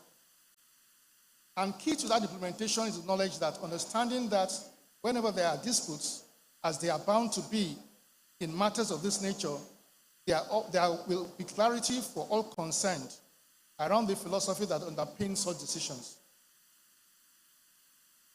It is my hope that discussion in this forum, under the general guidance of our primary labor laws, such as the Trade Union Act, National Industrial Court Act, amongst others, and key institutions such as the National Industrial Court, Industrial Arbitration Panel, and Ministry of Labor and Employment will deal with issues such as delays in justice delivery, limited awareness of rights or legal avenues available to redress, especially in informal economy, and weak enforcement mechanism that pervades the landscape. As we look at the issues and challenges at the appellate level, I enjoin us to pay particular attention to the issues of conflicting jurisdiction between the jurisdiction of the National Industrial Court and other courts, backlog of cases due to the volume of cases at the Court of Appeal and the Supreme Court, and the inordinate focus on procedural technicalities rather than substantive issues of law. We also implore that some thoughts are given to the review of some of our outdated labor laws that do not reflect current realities, such as the rise of the gig economy and remote work.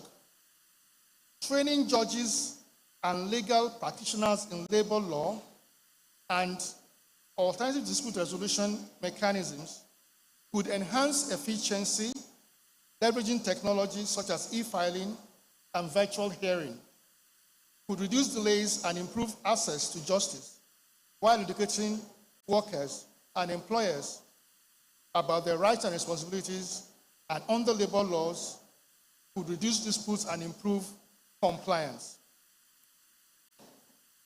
As I conclude, I urge everyone here present to kindly advocate for compliance for the Employees Compensation Act for the benefits and safety cover that it gives our employees in the event of accidents and injuries, and the effects it has on our productivity as a nation where there is full and effective coverage for all employees. I thank you for listening and wish you fruitful deliberations. Thank you very much.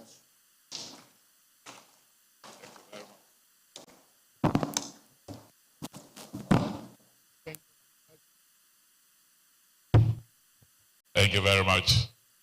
Please, let's settle down and have one house. The movement is a bit too much. Can we take our seats, please? Can we settle down, please? Thank you. While Mr. Digbite was speaking, our distinguished keynote speaker walked in, Her Lordship, Honorable Justice Monica Dongba Mensem, CFR, President of the Court of Appeal, walked in. My Lordship, I welcome you. Thank you very much. Thank you. And so let me invite here, representing the Honorable Minister of Justice and the Attorney General of the Federation, I'd like to welcome you, Mr. Binga Dinshare.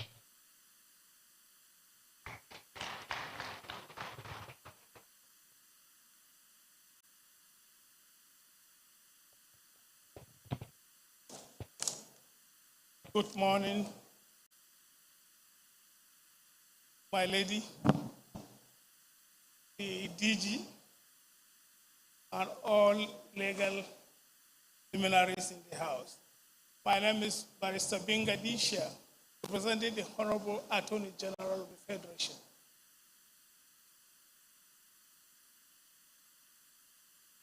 The Honorable Attorney General is unavoidably absent due to state matters. There is just a short keynote address.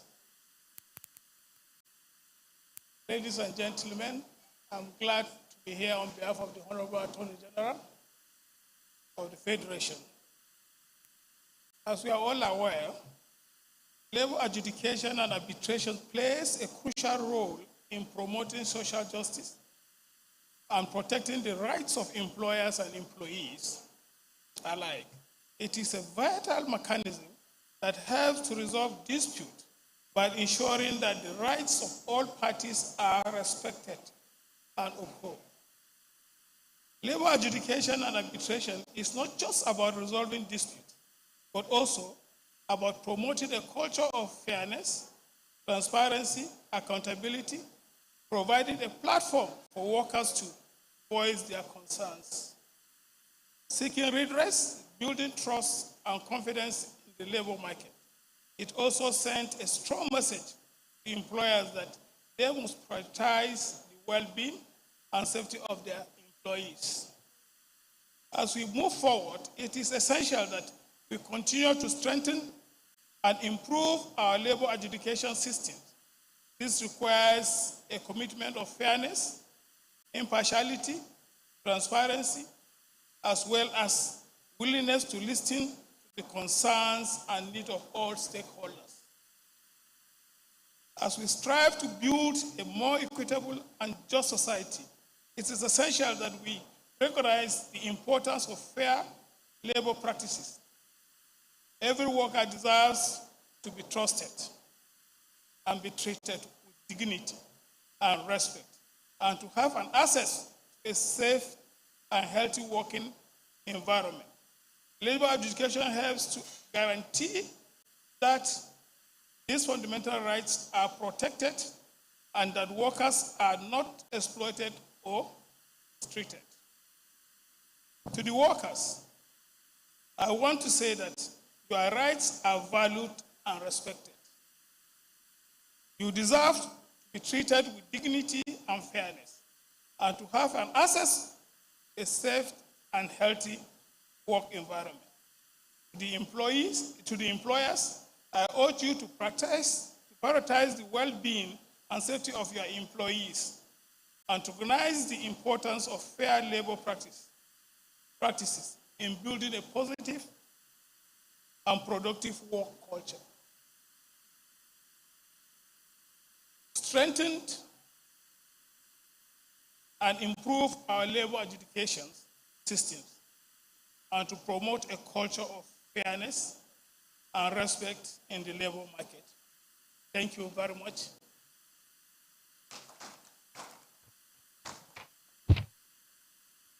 Thank you very much. The representative of the Honorable Minister of Justice and Attorney General of the Federation, please extend our love and felicitation to the Honorable Minister. Your Excellencies, distinguished ladies and gentlemen, this is the moment for our keynote address, and it is focused on labor adjudication and appellate jurisdiction challenges and prospects. And no less a person than a woman who understands social justice, who understands social dialogue, who understands labor rights, who understands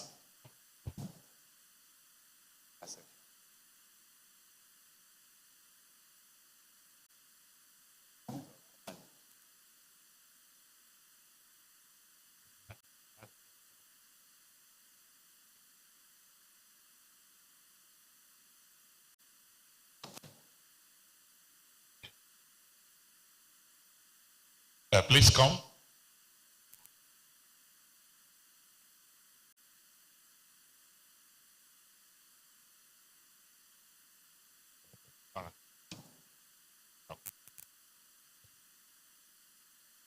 All right, so before I invite our keynote speaker, let me welcome here His Lordship, the President of the National Industrial Court of Nigeria, Honorable Justice Benedict B. Kanyip, OFR, to please step up here and take your seat here so they can be looking at you as you assess the paper before your intervention. I know you are comfortable where you are. Let a round of applause bring him up here. Thank you.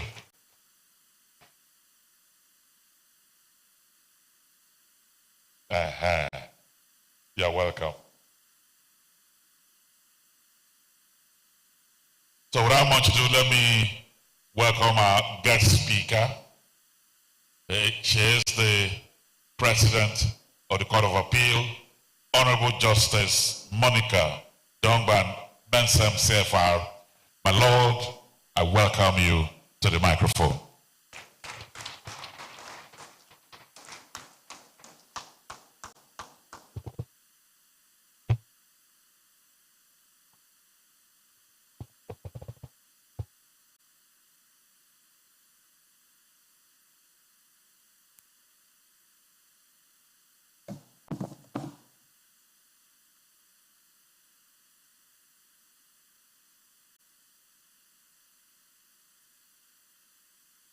First of all, let me apologize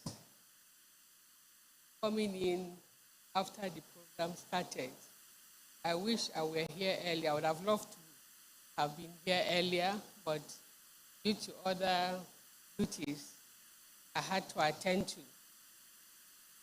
So I apologize, and I appeal that I should be allowed to stand on the established protocol, since I may not be able to follow the protocol, having come in this late. So please, Your Excellencies, permit me to say so. The President of NECA, all the officials,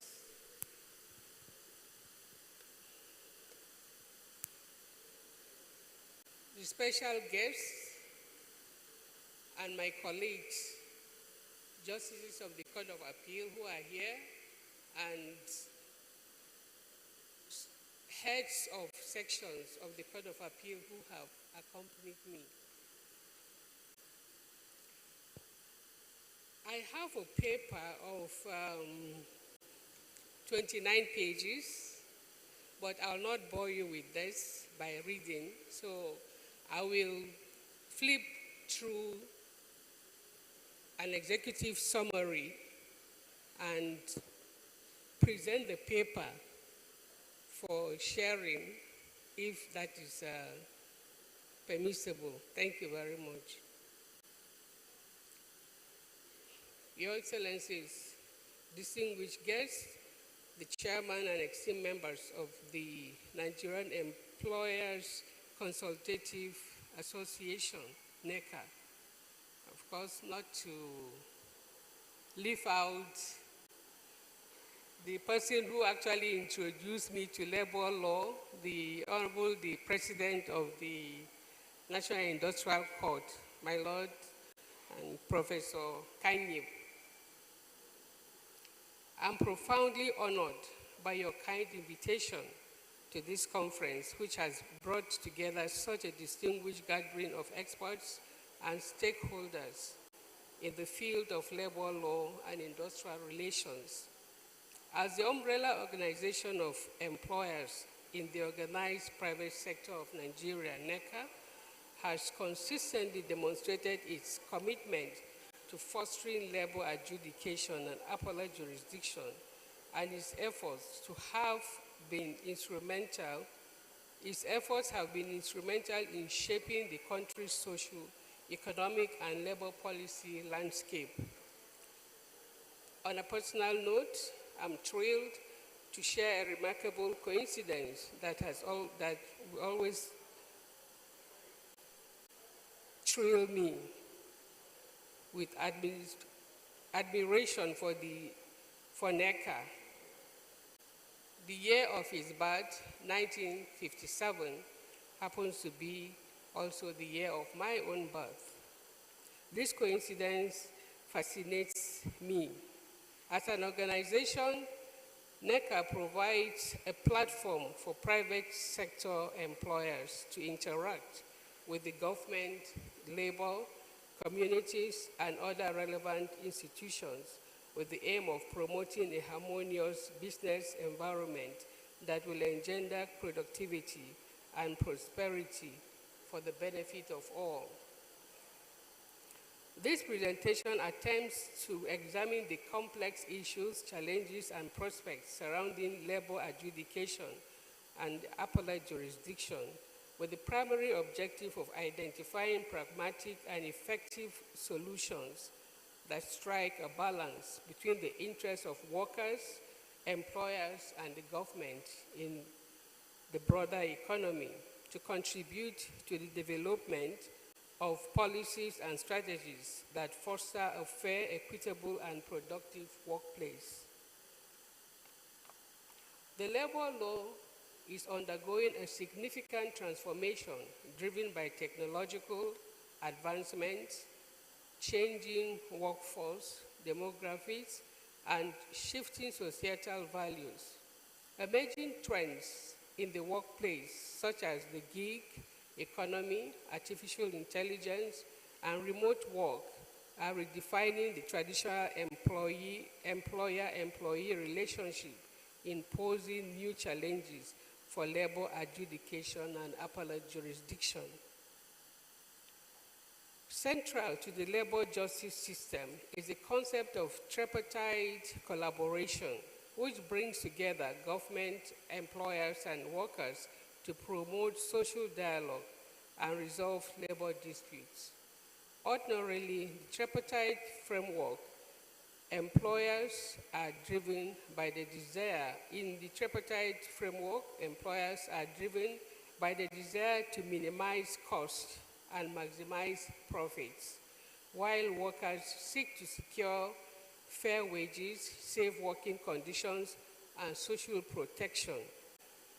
On the other hand, government plays a crucial role in regulating the labor market, balancing the interests of employers and workers, and ensuring that the rights of all stakeholders are protected.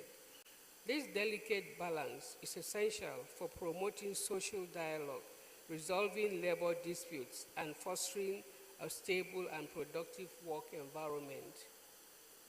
The correlation between these three stakeholders is complex and often contentious, with each seeking to advance their interests and protect their rights.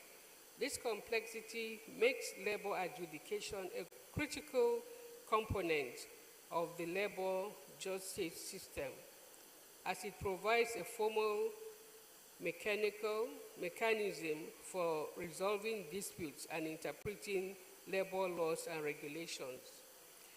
Labor adjudication encompasses various forms of dispute resolution, including mediation, arbitration, and litigation. It is typically conducted by specialized tribunals or courts. These bodies have the authority to hear and determine disputes related to employment standards, collective bargaining, and occupational health and safety. It provides an essential mechanism for enforcing labor laws and protecting workers' rights. Appellate jurisdiction, on the other hand, refers to the authority of a higher court or tribunal to review decisions made by lower courts or tribunals. The appellate jurisdiction serves several purposes, as it provides a mechanism for correcting errors of law or fact made by lower courts or tribunals. It ensures consistency in the application of labor laws and regulations. The key features of labor adjudication and appellate jurisdiction include expediency, expertise, finality, and independence. For effective realization of these key features, the contextualization of international labor law convention is essential to ensure their effective implementation and enforcement. ILO 2019. National context, including cultural and traditional practices, economic and developmental factors, and institutional and capacity building challenges must be taken into account when implementing international labor standards. I'm of the opinion that we should not rush into ascending to international conventions until we give it a thorough walkthrough and pick out those things that align with our interests as a nation. In order to mitigate the challenges associated with adjudication and appeals, the implementation of alternative dispute resolution, ADR, methods is essential. ADR methods such as mediation, arbitration, and conciliation offer a more efficient and effective means of resolving labor disputes, thereby ensuring fairness and efficiency. By providing a prompt and impartial process for resolving disputes, ADR methods can help maintain industrial harmony, uphold the rights of employees and employers, and foster a stable workforce, and quickly too. Effective labor adjudication is crucial for promoting fair labor practices, protecting workers' rights, and maintaining industrial harmony. However, several issues and challenges hinder the realization of these goals.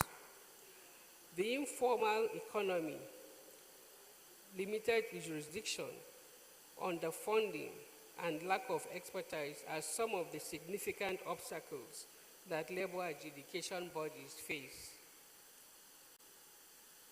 The informal economy poses a significant challenge to labor adjudication, as many workers are not covered by formal employment contracts. This makes it difficult to implement and enforce labor laws and regulations. Furthermore, labor adjudication bodies are often limited in their jurisdiction, leaving parties without recourse for critical disputes, including discrimination, harassment, and occupational health and safety. Chronic underfunding and lack of resources significantly undermine the ability of labor adjudication bodies to deliver justice efficiently. Insufficient financial support leads to delayed hearings, prolonged decision-making, and increased backlogs. Moreover, inadequate funding results in outdated technology, inadequate staffing, and limited access to training and expertise. Effective labor adjudication requires specialized knowledge and expertise to ensure informed, consistent, and fair decisions. Several factors contribute to bias or inconsistent decisions, including lack of sufficient training, expertise, or experience, personal biases, conflicts of interest, and external pressures. To address these challenges, labor adjudication bodies must prioritize impartiality and consistency. I need to explain here that labor adjudication, or rather labor dispute resolution, is not only left with the courts. So I'm not saying that the courts have personal biases nor conflicts of interest. I'm talking about the bodies, the several bodies that are charged with the responsibility of resolving labor conflicts at different stages. I believe that most of the participants in those tribunals and other appellate bodies at that level outside the court are doing their best. I believe they are men and women of integrity. There are also, some of them are captains of industries whose workers are involved in some of these disputes. So the appearance of conflict and personal interest could be obvious in those bodies. Delays in labor courts and tribunals are caused by an overwhelming volume of cases, lack of expertise, and inadequate resources. Effective labor adjudication requires a fair and accessible appellate process, ensuring justice and fairness for all parties involved. Of recent, I decided to take an inventory of the labor cases that are pending before the Court of Appeal to determine whether we need special panels to address them or to give them accelerated hearing wherever they are. And I discovered that we have quite a number and we may need to set up special panels. And therefore, special panels will be set up in the hope that we shall reduce some of the pending appellate cases, labor cases. But, my Lord, the Honorable the President, your very good colleagues who have joined us here will have to sit with my other colleagues who do not necessarily have that labor expertise. But I'm confident that their own experience can guide our colleagues in our different panels. So be rest assured that issues that you have brought to my attention of concern will be looked into by persons that share the same background with you on those matters. The influence of powerful interest groups can be particularly pernicious as they may exploit their resources and influence to secure favorable decisions.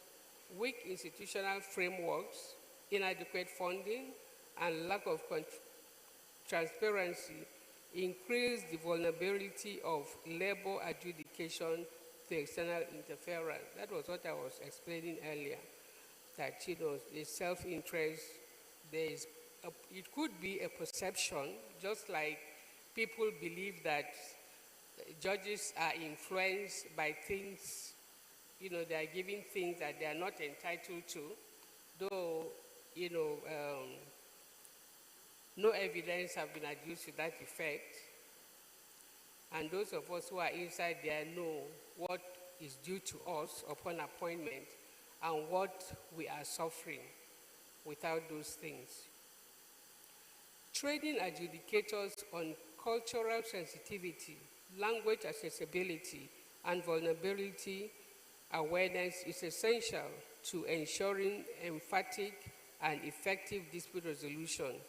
The incorporation of accessibility, simplicity, and empathy into labor adjudication is critical to addressing power imbalances and barriers that prevent vulnerable workers from seeking redress. Effective enforcement is critical to labor adjudication. The failure to enforce labor awards in a timely and efficacious manner can have far-reaching consequences, including the perpetuation of power imbalances and the denial of rightful compensation, benefits, or reinstatement to employees. Labor adjudicators require specialized and ongoing training and expertise to understand the complexities of labor laws and the nuances of workplace relationships.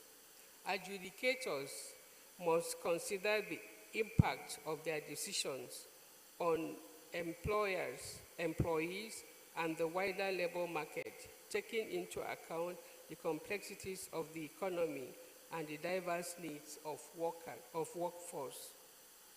The appellate jurisdiction plays a crucial role in promoting fairness, equality, and economic growth. However, a limited scope of appeal creates uncertainty and inconsistency.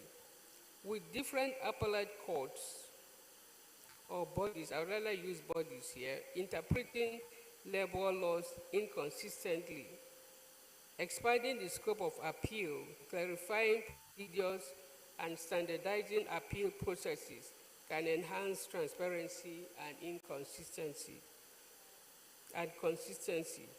Notwithstanding the complexities of labor law, the creation of a specialized appellate court exclusively for labor issues is not necessary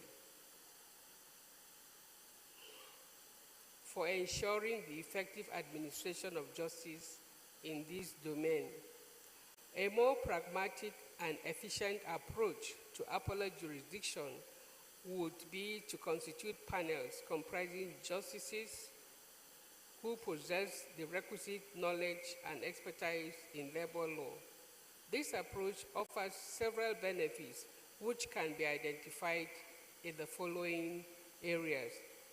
First, it facilitates the utilization of existing institutional frameworks, thereby minimizing the need for additional infrastructure and resources, which are really not fully available. By leveraging the existing appellate court structure, this approach enables the efficient allocation of resources and reduces the risk of duplicating efforts. This approach also facilitates the optimization of resources, as justices with specialized knowledge and expertise in labor law can be readily drawn from existing appellate courts. This enables the effective deployment of expertise, reducing the need for desperate training or recruitment. The approach promotes a more nuanced understanding of labor law, as justices with diverse backgrounds and expertise can bring unique perspectives to the decision-making process. The inclusion of justices with varied experiences and specializations fosters a more comprehensive and informed approach to labor law, enabling the consideration of a broader range of factors and perspectives. This, in turn, enhances the quality of decision-making and ensures that labor law is applied in a fair, consistent, and effective manner, and not exclusively. The benefits of this approach are further reinforced by the fact that it allows for the consideration of a wide range of factors and perspectives, including social, economic, and cultural contexts. By incorporating justices with diverse backgrounds and expertise, this approach ensures that labor law is applied in a manner that is sensitive to the complexities of the modern workplace and the works of all stakeholders. The interests of all stakeholders are well taken care of. The protection of workers' rights has been a cornerstone of labor law and conventions for centuries, and it is our responsibility to ensure that these rights are safeguarded and promoted in our time. This presentation proposes the following framework for achieving these goals through the development of alternative dispute resolution mechanism, the promotion of fair labor practices, and ensuring of consistency and fairness in the application of law. I have provided details on every aspect that I've spoken to in the main paper, which I said is of 29 pages. So these are just highlights. One, we should develop alternative dispute resolution ADR mechanisms, establish and enhance mediation, arbitration, and other ADR mechanisms to reduce the workload of labor tribunals and courts, promoting faster, more efficient dispute resolution.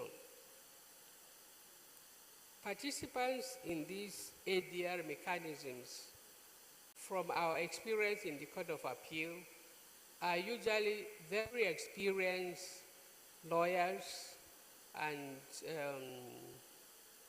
corporate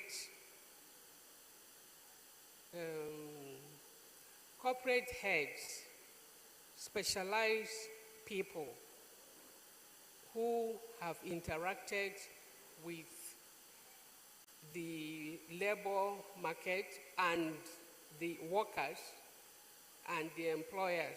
So they are well informed and well equipped to marshal their points during discussion, because we go back and forth. You know, we try to persuade one person to let go of certain things and the other person to let go. So they know the implications. So nothing is really lost if we adopt ADR mechanism. Instead, we save time, promote fair labor practices, and protect workers' rights to ensure that labor adjudication and appellate jurisdiction prioritize fair labor practices and protect workers' rights, particularly in the context of the emerging digital economy and the changing nature of work.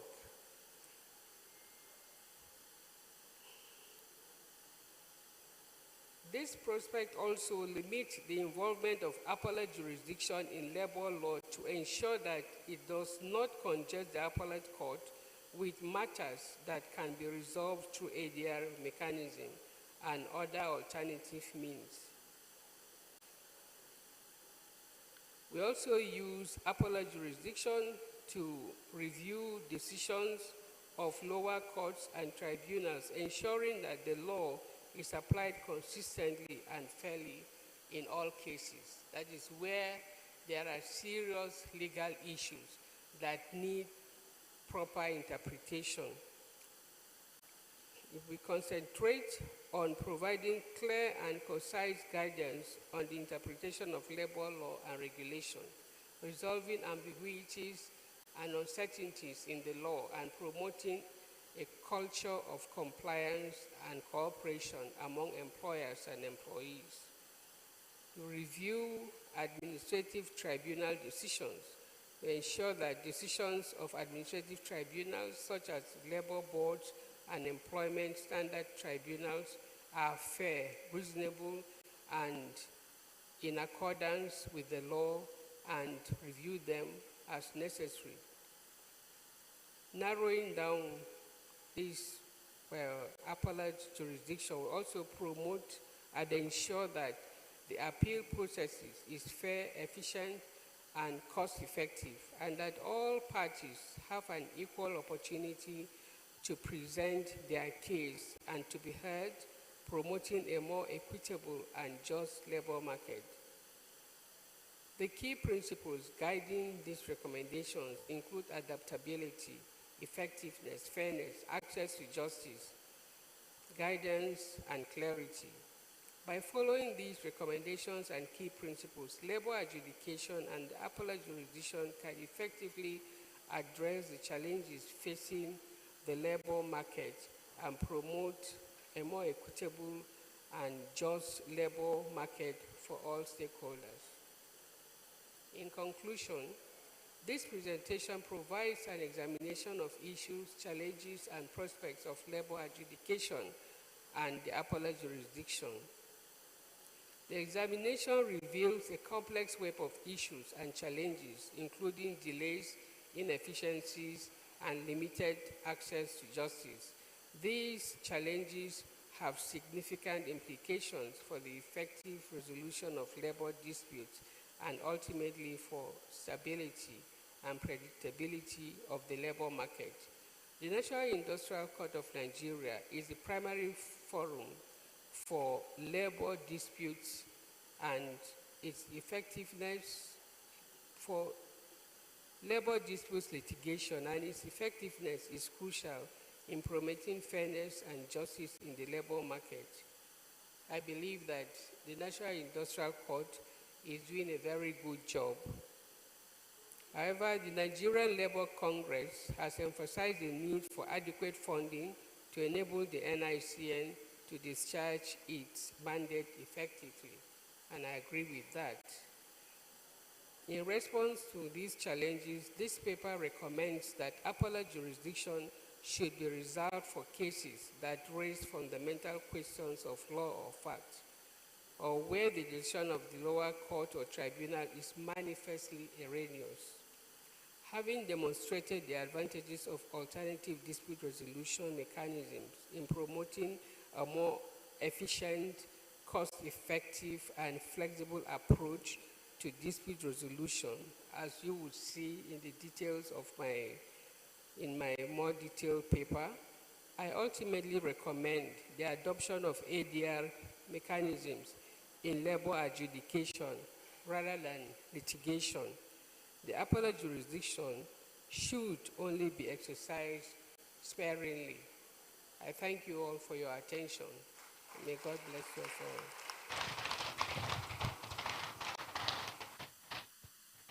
Thank you, my Lord. Can we put our hands together one more time?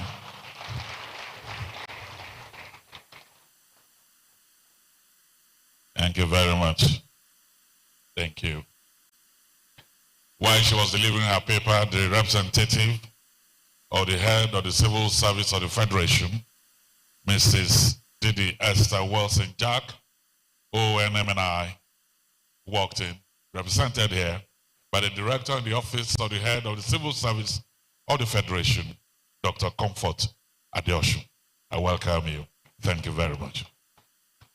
Now, very quickly, we will now call the professor, who actually happens to be the President of the National Industrial Court of Nigeria, Honorable Justice B.B. Kanyip, OFR, PhD, Fellow of the Nigerian Institute of Advanced Legal Studies, to quickly give us his perspective on the keynote address. Prof.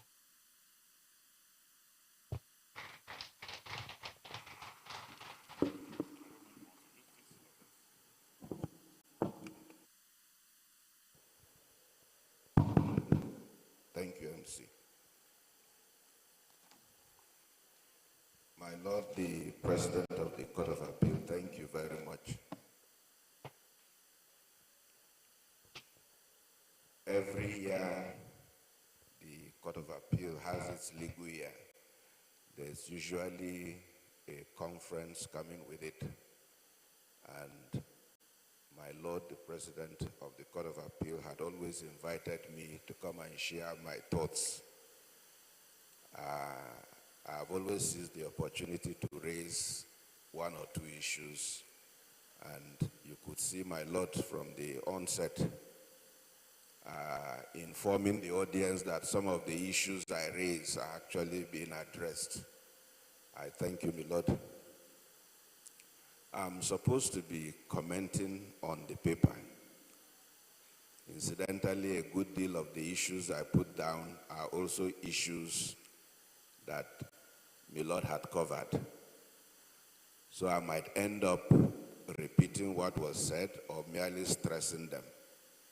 But before I do that, I just want to draw attention that even at the level of the ILO, this is the first time they would be discussing access to labor justice as an issue. And that's coming up next week. They themselves acknowledge that most of the issues regarding access to labor justice are covered by the conventions, either directly or impliedly. But they acknowledge that in nowhere in any of the standards or conventions is the phrase labor justice even defined. So the tendency is that we end up assuming what it means without necessarily indicating what it is. So, for us at the level of courts, we are tasked with the duty on a case-by-case basis determining whether or not matters relating to labor justice have been met or not. I am not too sure. In fact, I browsed through Legalpedia, putting the words labor justice to see whether that phrase as it is was defined by any court in Nigeria, and I could find none.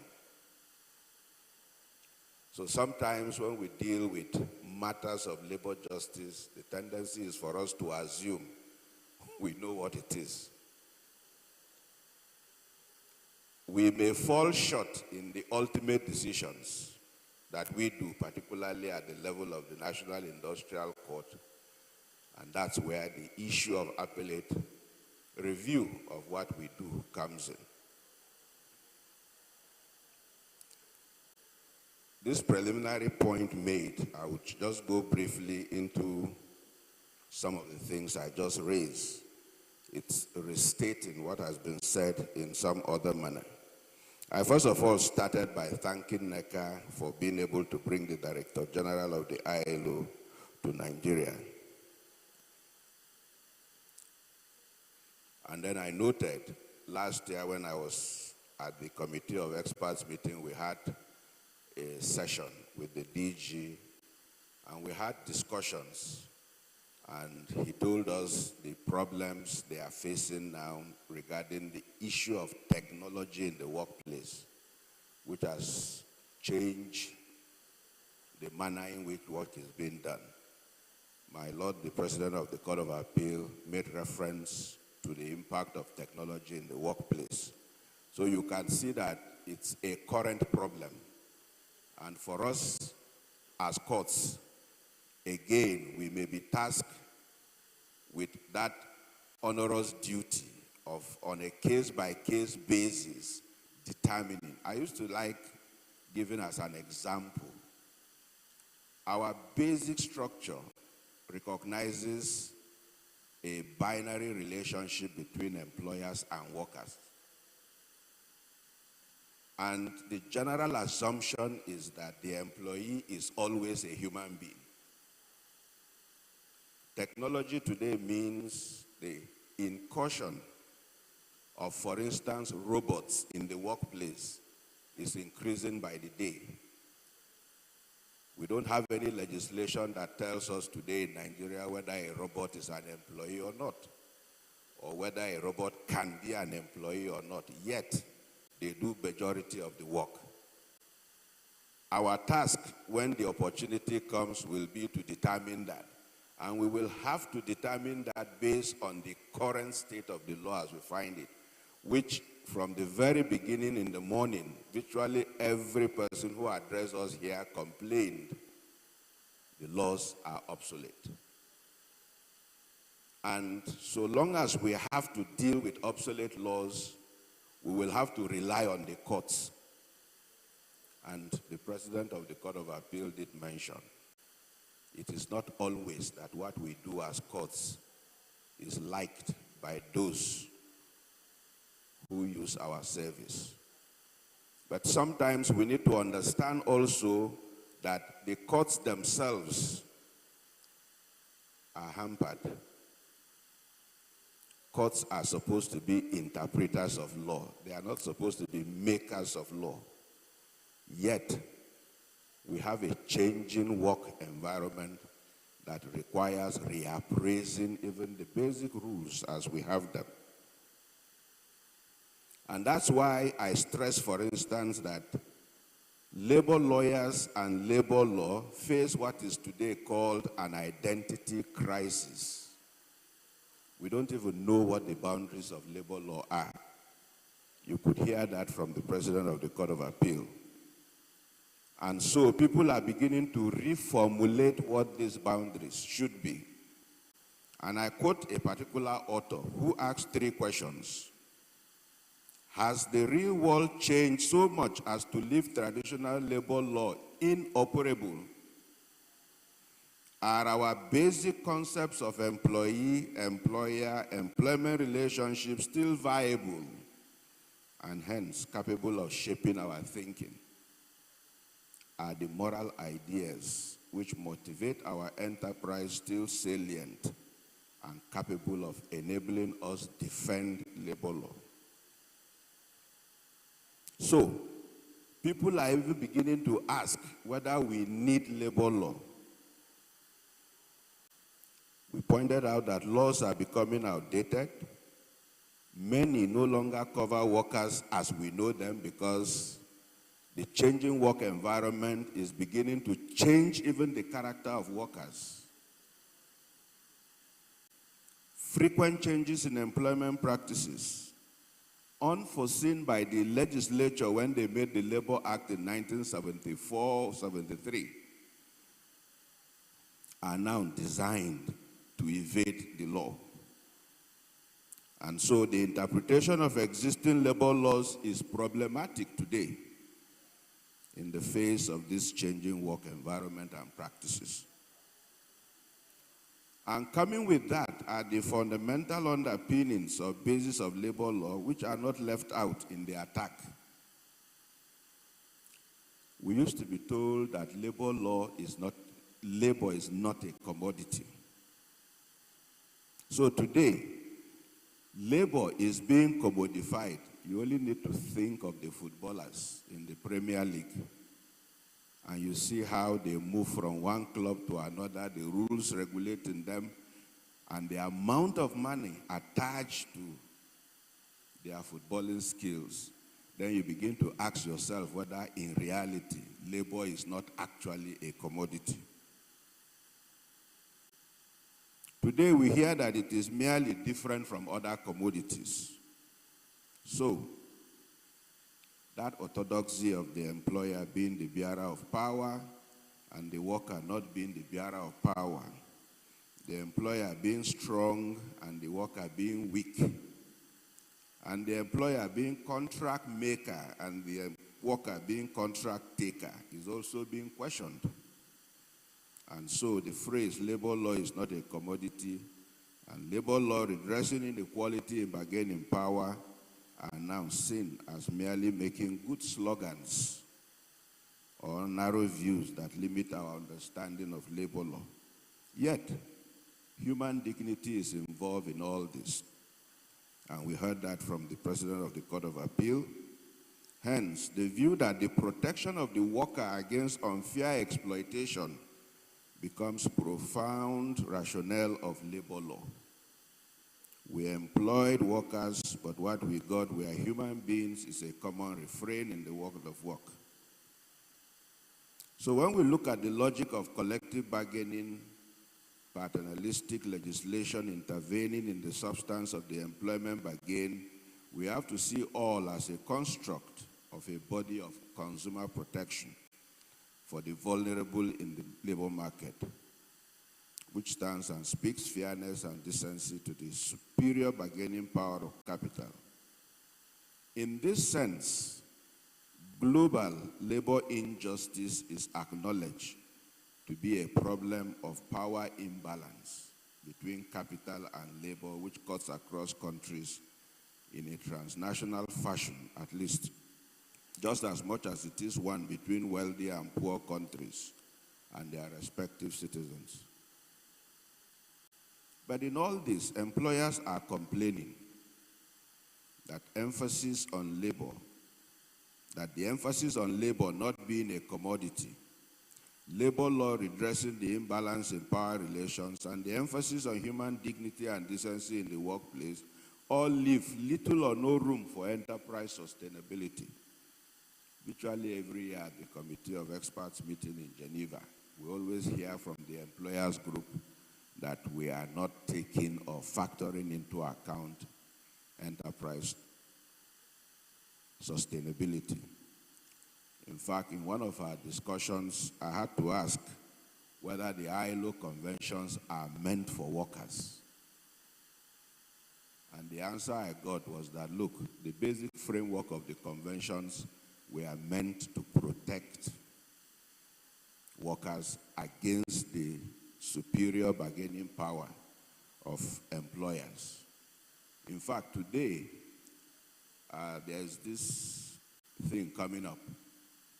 People no longer talk about the factors of production being labor, capital, and land.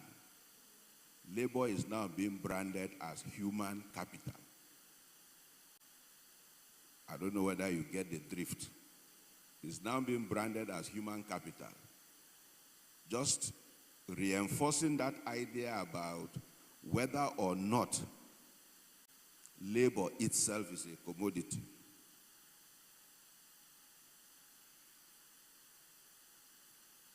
Now, the changing landscape of the world of work we've heard dictates that we have to start rethinking the basic assumptions and rationalizations. The idea about factors of production being capital, land, and labor, which sees capital and labor as being in perpetual contest, seems to pale out in the context of the knowledge-based economy of today, where human capital, labor is now seen and addressed as human capital, is to it what physical capital was to the Industrial Revolution. The logic of economic development and prosperity today requires that full human potential be harnessed and developed, for there is no wealth other than human beings. There is no wealth other than human beings. An economy that ill-treats its human beings has no future. An economy that ill-treats its human beings have no future.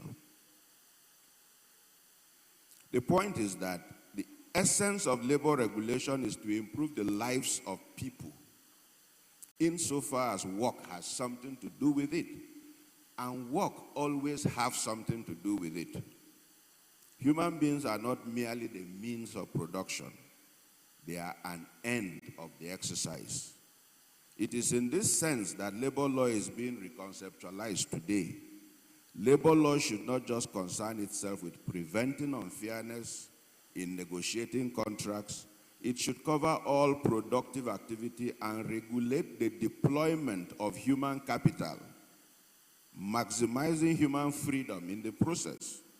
In this wise, labor law thinking can easily move away from its orthodoxy and cover non-contractual approaches to work relations, such as informal work.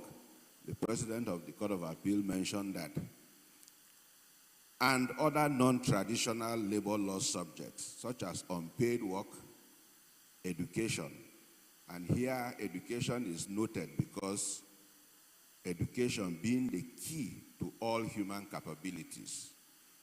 Remember, we were talking about human capital. It goes with human capabilities. Even child care I'm sure you are aware of various conventions dealing with work-life balance. That's what gave rise to what today we see as paternity leave, given in addition to maternity. This is the setting within which today labor justice must be dispensed.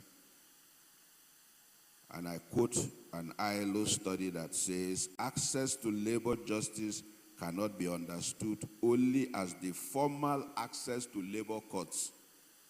My Lord, the President of the Court of Appeal spoke about other forms of dispute resolution institutions and right to have a claim examined by an impartial judge, but also as access to fair procedural regulation, which enables real conditions of equality before the judiciary.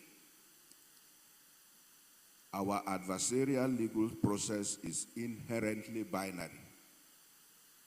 Plaintiff, defendant, claimant, respondent. With a winner and a loser always the outcome. A right either exists or it does not. The inquiry in this adversarial process emphasizes is attributive. In other words, the inquiry that this adversarial system looks into is called an inquisitive and attributive inquiry.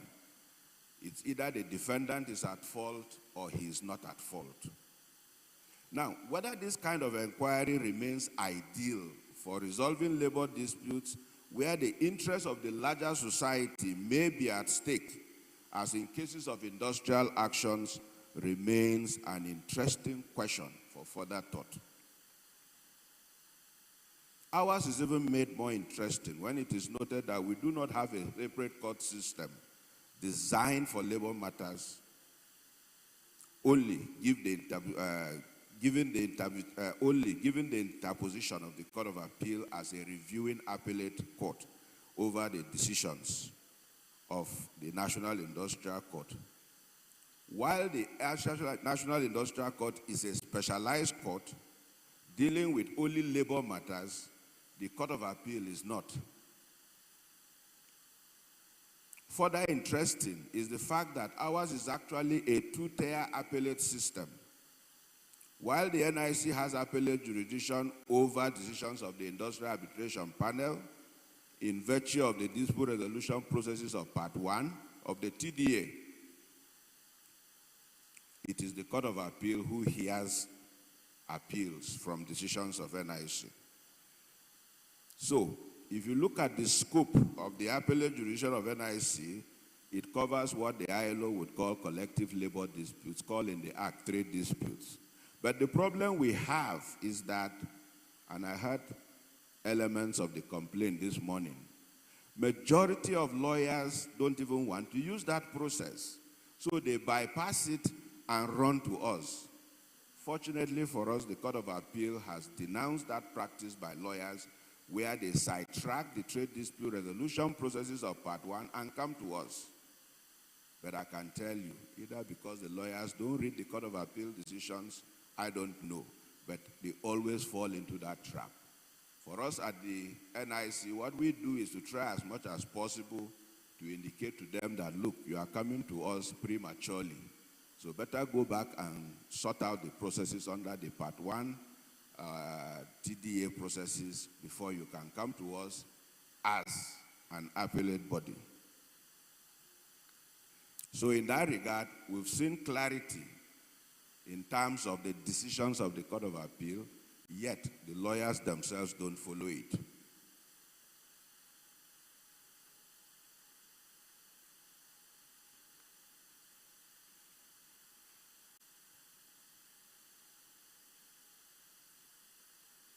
To conclude, I just want to reiterate here that when it comes to resolution of employment/labor disputes, time is of the essence.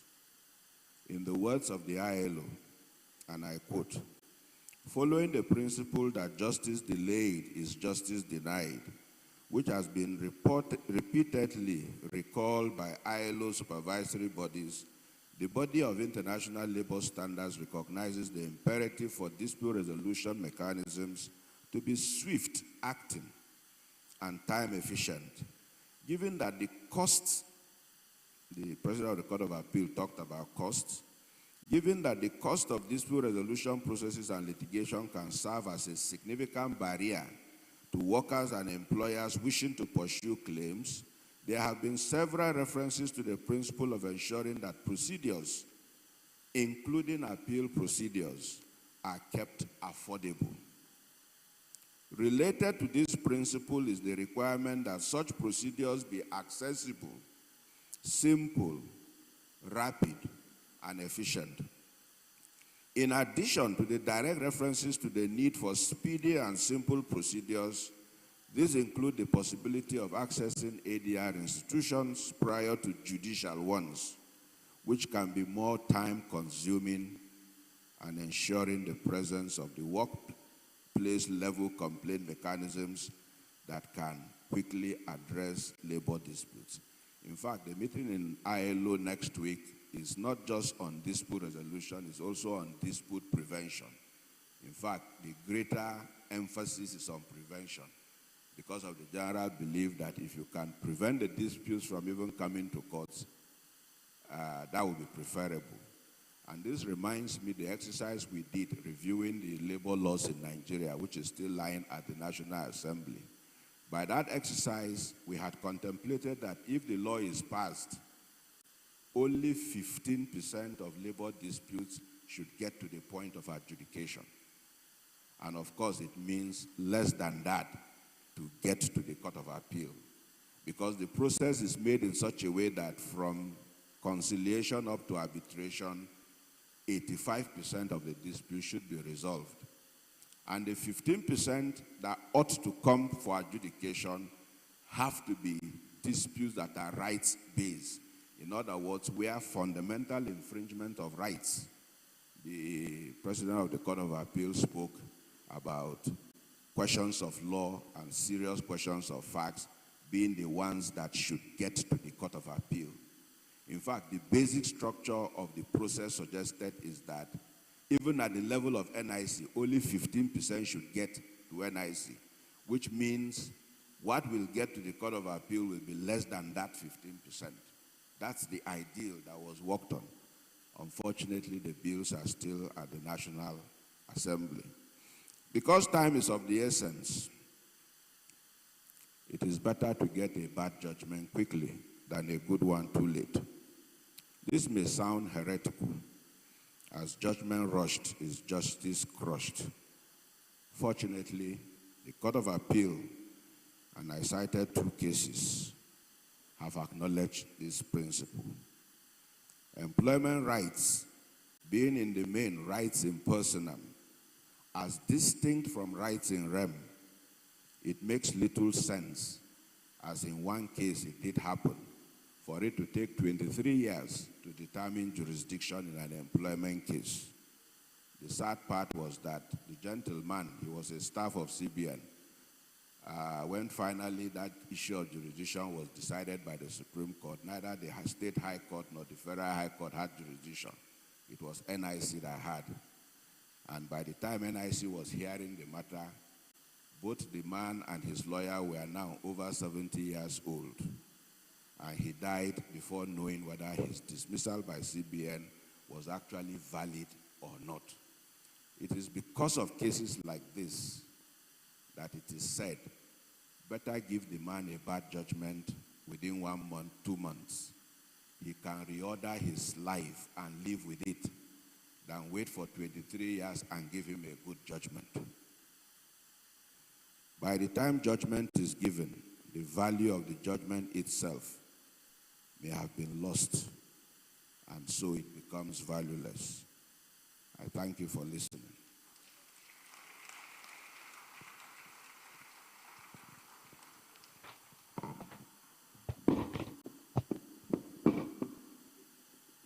Thank you, my Lord. The President of the National Industrial Court of Nigeria. Can we put our hands together one more time? Thank you very much. Thank you. Let me quickly welcome here the representative of the Director General of the National Productivity Center, Honorable Dr. Bafa Baba Danagundi, represented here by Mr. Babatunde Wilson. Where are you, sir? All right, I welcome you. Thank you very much. Thank you. So this is how we will flow now. I will quickly invite the DJ and CEO of NECA for a short intervention, and then we'll have a goodwill message from the representative of the head of the Civil Service of Nigeria.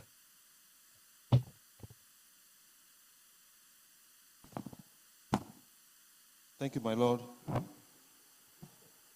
It's not an interjection, but just to create a platform for further conversation. You know, after my Lord, the President of the Appeal Court has spoken, and my Lord, the President of National Industry Court have spoken. You might not be speaking from a position of fact. You might have an opinion, and the opinion, God help you, might also be libelous. So what we have decided to do and what we'll continue to do in NECA is, proposals have been raised, issues have been raised, and the theme of the conference, of the summit, came up because of issues that we have seen and the need for employers especially and workers secondarily. And also, especially for the Ministry of Labor also, that the need for continuous education within the context of this ecosystem. Things are changing, and they are changing very fast. And if we are not keeping abreast with the rate of change, then we will continue to model up the whole ecosystem of industrial relations in Nigeria. I know in June, there's going to be a fundamental conversation on platform economy at the IRC, whether we are going to the direction of creating a convention for platform economy. That's the Uber of this world, the Hail Rider of this world, because currently even the labor law doesn't address those issues about platform economy. It doesn't give explicit direction on it. It doesn't give explicit direction on hybrid work. So many lacunas, as lawyers we call it, that currently exist. And one of the things we have done is to continue to create that platform for engagement. I want to encourage all of us to join us even as we continue to create that platform for education for all of us. We cannot stop educating ourselves as employers, even as workers, even as the Ministry of Labor in the context of this ecosystem. My Lord, thank you very much for the presentation. The book you have in your package, the Labor Adjudication book, the one that was written by my Lord Justice Kanyib, that was the first edition of the forum. And because it was so rich and so fundamentally important for our ecosystem, we decided to put it in a book form. And my Lord, with your permission, we'll be writing to you to request your permission to also put your 29-page submission, probably if it's possible to put it in a book form so that we can also avail our community the opportunity of having this knowledge. The one we have with everybody, it was printed and it was shared free of charge, courtesy of our partner, Seplat Energy.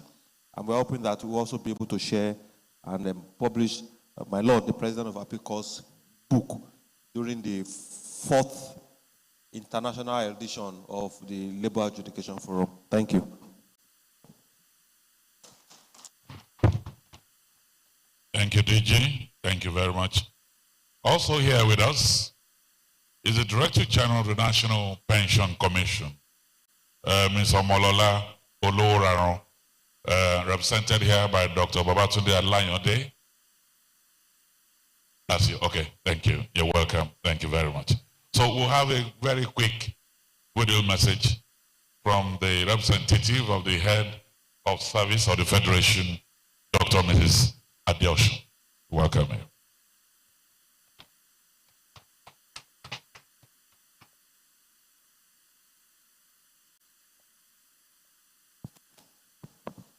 All protocols duly observed.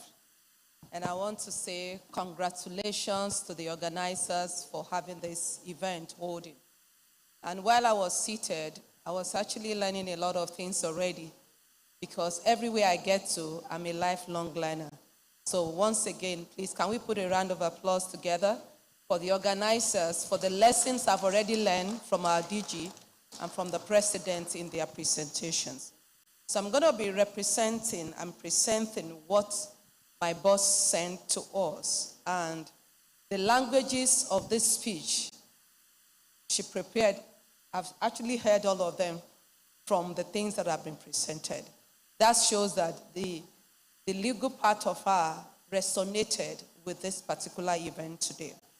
So here is the goodwill message by the head of the Civil Service of the Federation, Mrs. D.D. Elsa Wilson-Jack, OON MNI, at the 3rd Annual National Labor Adjudication and Arbitration Forum of the Nigerian Employers Consultative Association in Abuja on the 13th February 2025. Due to the nature of the exigencies of her work, she couldn't be here, and I'm sure some of you are following the news, so some of you can predict where she is right now, because she's working on another process of getting new set of leaders for the nation. It is with great honor and appreciation that I join this gathering for the 3rd Annual National Labor Adjudication and Arbitration Forum. I extend my warm regards to the organizers, the Nigeria Employers Consultative Association, NECA, and our esteemed keynote speaker, Honorable Justice Monica Bonham Mensem, the distinguished special guests of honor, Mr. Gilbert Ongo, and all the eminent guests present, including dignitaries from the public and private sector, labor leaders and policymakers. You are all welcome. The theme of this year's forum, Labor Adjudication and Appellate Jurisdiction, Issues, Challenges, and Prospects, is both timely and crucial. When we look at it, we can see that it provides an excellent platform for all of us to reflect on the evolving dynamics of labor relations, employment jurisprudence, and industrial peace in Nigeria. And as it has been alluded to, and for those of you who are familiar with what is going on in the Office of the Head of Service, and actually the overall Federal Civil Service, technology is invading the system, and there's a lot of issues that are not covered in the previous laws that we actually need to begin to look into so that we can foster a future that we continue to do what? Drive industrial harmony. As we all know, the workplace is the heartbeat of national productivity, and ensuring a robust adjudication and arbitration framework is pivotal to the fostering industrial harmony. With the presence of the key stakeholders from the National Industrial Court of Nigeria, the Appeal Court of Nigeria, government ministries, labor unions, and employers' representatives, this forum presents a golden opportunity for dialogue, collaboration, and actionable reforms, as has also been said by the DG of NECA. The concept of labor adjudication and arbitration is one that holds immense significance for our national workforce. Why? Disputes between employers and employees are inevitable in any work environment. But how these disputes are resolved determines the health of our labor sector. A fair, transparent, and efficient adjudication process not only strengthens the rights of workers, but also provides businesses with the confidence to operate in a stable environment. In operations management, we always talk about all these processes that leads to both the product and the outcome. And like it was said earlier, we are beginning to see human resources, human capitals replacing employee and the things that involves us. Now, as I was talking to the president of CIPM, I said we are now seen as resources. So the same way we are seen as capital, now we are being seen as human capital, while we are looking at the financial capital. But we still have to deal with the issue that we are human beings and our needs need to be met in the workplace environment. Over the years, labor disputes in Nigeria have posed significant challenges, ranging from delays in resolving cases, limited access to justice for employees, enforcement of court rulings, and inconsistencies in labor policies. These challenges hinder productivity. Not only that, it also leads to industrial actions that affect the economy. Before we know it, we go on strike. Before we know it, there's going to be a problem between the leadership and the environment. All of this limits the image of the country's employees, and it also limits the peaceful environment that we all want to foster in our workplaces. This is why forums like this are of utmost importance. They provide a space for access and other issues that we need to be able to look at during the development of a good education frameworks, identify gaps in our appellate jurisdiction, and propose innovative solutions to ensure a more effective and significant dispute resolution mechanism. I commend NECA for its continuous commitments for championing labor dialogue and bridging the gaps between employers and employees in the Nigerian space. As the head of the civil service of the Federation, I recognize the importance of industrial harmony, particularly in the public sector. This civil service is the engine room of governance and labor relations. Within this sector, we must be properly managed with utmost care to prevent disruptions in service delivery. In recent years, the government has taken steps to improve working conditions, enhance employee welfare, and strengthen mechanisms for conflict resolution within the public sector. However, there is still much work to be done, particularly in ensuring that policies are aligned with global best practices and that public servants receive the necessary protections and incentives to remain productive and highly motivated. As part of our reform agenda, we remain committed to strengthening institutional frameworks that promote fair labor practices, supporting digital innovations to enhance efficiency, and ensuring that public servants have access to improved dispute resolution systems. While the conversations are ongoing at the forum, it's going to highlight various challenges within the labor, education, and appellate jurisdiction. It is important that the outcome should be a clear roadmap for implementation. I encourage all stakeholders here today to not only engage in robust discussions, but also propose actionable recommendations that will serve as guiding principles for policy and legislative improvements. The presence of key figures in the judiciary, industrial relations, and international organizations such as the ILO and the Federation of West African Employers further reinforces the global significance of today's discussion. It is my hope that at the end of this forum, we will have laid the groundwork for a more effective, just, and sustainable dispute resolution system in Nigeria. In conclusion, I once again recommend and commend the work that NECA is doing by organizing this Fighter Forum. Your efforts in fostering employee and employer dialogue, promoting enterprise competitiveness, and ensuring industrial peace are truly commendable. I also appreciate the contributions of all the participants here present, particularly our esteemed judges and legal practitioners, policymakers, and labor union leaders who are present, whose insights will help shape the future of labor relations in Nigeria. Let us seize this opportunity to forge a collective commitment to strengthening our labor adjudication framework, upholding fairness in industrial relations, and driving national productivity through effective dispute resolution mechanism. I wish you all fruitful deliberation and a highly successful forum. Thank you.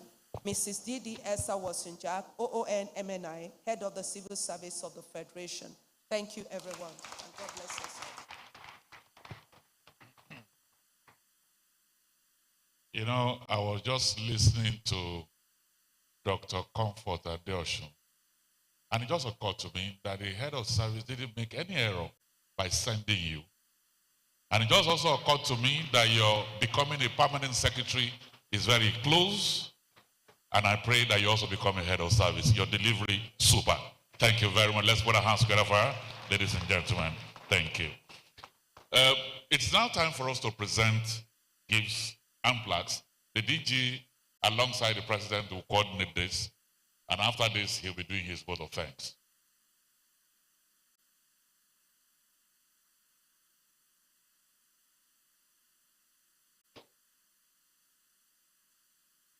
I can assure my Lord that the gift is bound by the rule of law.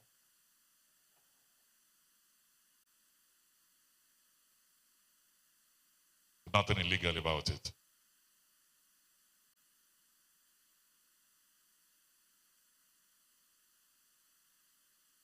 Now they are showing it to you. That's transparency.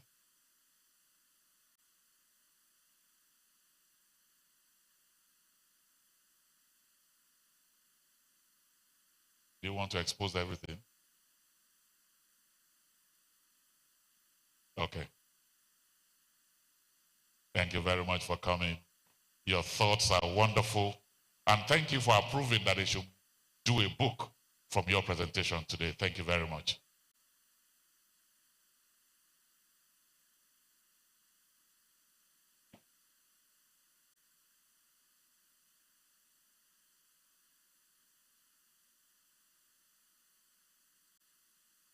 Remaining one, okay.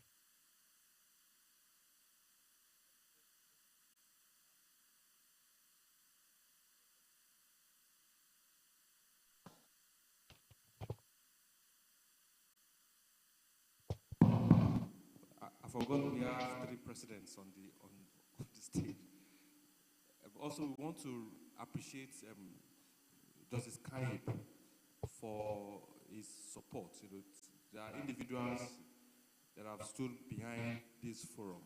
You know, we did our bit at the secretariat level, but there are individuals that were the powerhouse behind the forum. You know, I mentioned at the private session that when the idea of the forum came up, you know, and the first person we bounced it off was my Lord Justice Kaib to say, look, we want to plan this. What was his view? And it was like something he has been thinking of, how to influence the space for us. And he availed us his knowledge, availed us his perspective. And we had the first session, we had the second session, and now we are having the third session. Respectfully, sir, may I request you to also join the president even as we present this plaque to you.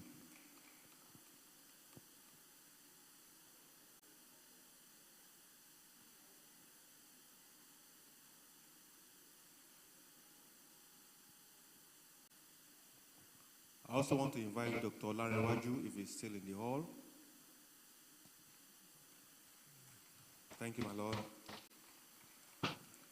Dr. Larewaju also is the former Director General of Michael Imodu National Institute for Labor Studies. And notwithstanding the pedigree, you know, he has also remained a very formidable force in driving this conversation for us. He was there at the first session, second session, and this third edition, he unheld us, you know, absolutely. And holding the forum, even in these premises, also had his very definitive support. So thank you very much, sir. We are not taking your partnership and collaboration for granted. Thank you.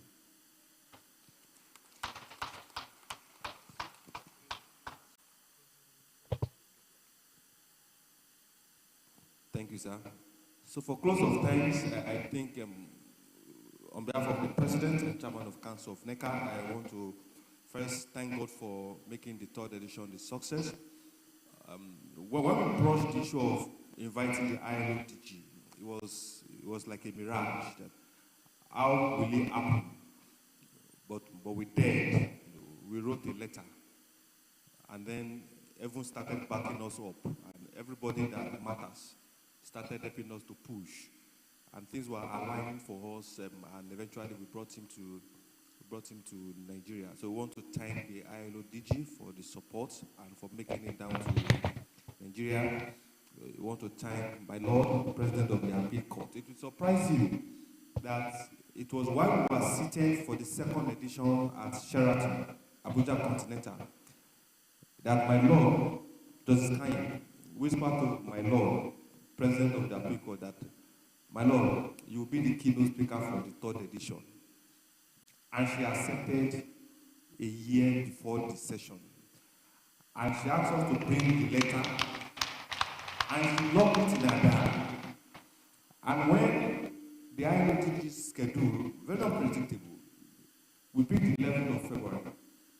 And by end February, they got to us from Geneva that the ILOTG cannot do 11th. It is 13th that is only free for him. We ran to Justice Kanye to say, my Lord, the ILOTG said 13. Help us to reach out to my Lord that 13, can she accept us for 13? And she willingly said she will do 13 for us. Please, let's give my Lord, President of the Court, a round of applause. So when they say you should follow people that know road, you get why. So I want to appreciate you very much. I want to appreciate our President, Chairman of Council, Dr. Ifeanyi Okoye, for living his business. It's not easy to be president of NECA because it's pro bono. You know, you leave your business, you leave your everything you are doing to marshal and champion the cause of the association. So I want to thank you very much for your time and for your support always.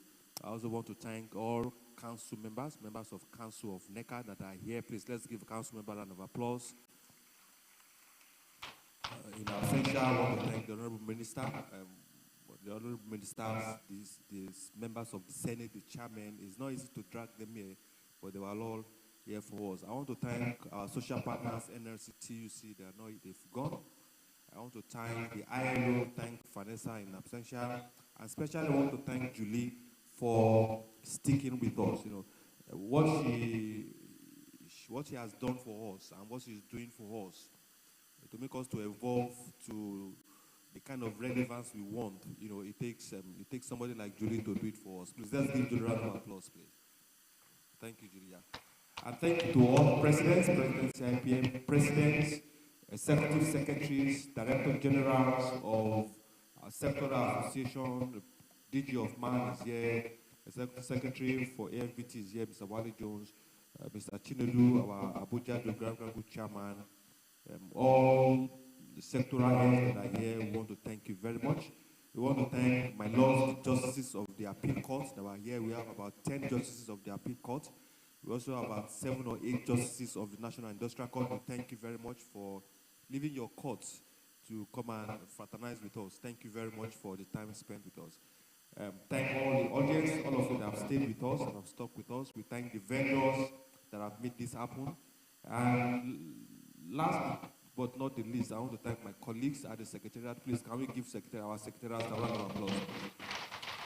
They made this happen. Sleepless nights, planning and planning and planning and planning, and without them, we wouldn't have achieved what we have achieved. So thank you to the Secretariat staff, my colleagues, for your contribution. We want to wish all of us a safe trip back to our places of abode, and we'll be inviting you for the 4th, but it won't be national this time, for the 4th International Labor Adjudication and Arbitration Forum. Maybe this venue, maybe someone else, but definitely it's going to be an international forum. So thank you very much for coming, and we wish you a safe trip once again. Thank you. I didn't thank the MC for great moderation. Thank you always. We appreciate it. There is one person he didn't thank, and the person just called me on the phone now, and the person is very upset. He thanked everybody, including the venue, but he didn't thank that person. So on behalf of the person, I'm here protesting. There has to be more dialogue. This man called me 5 a.m. 3 days ago, and I wonder when he sleeps. I was here about 7 p.m. yesterday. The DG was here holding meetings, but he didn't thank himself. So for not thanking himself, let's put our hands together for him, ladies and gentlemen. When did you sleep yesterday? You didn't sleep. Okay. So we also thank the host, the professor. Thank you for giving us this world-class facility. We appreciate you. Thank you very much. While the DG was talking, I was looking at my lord, the president of the appeal court, when she was thanking her, she smiled like my mother. And so when my mother smiles like that, I know anything I want, I can get from her. So DG, follow her, you'll get it. That smile came out. Thank you to all of you. Shall we all rise now for the national anthem?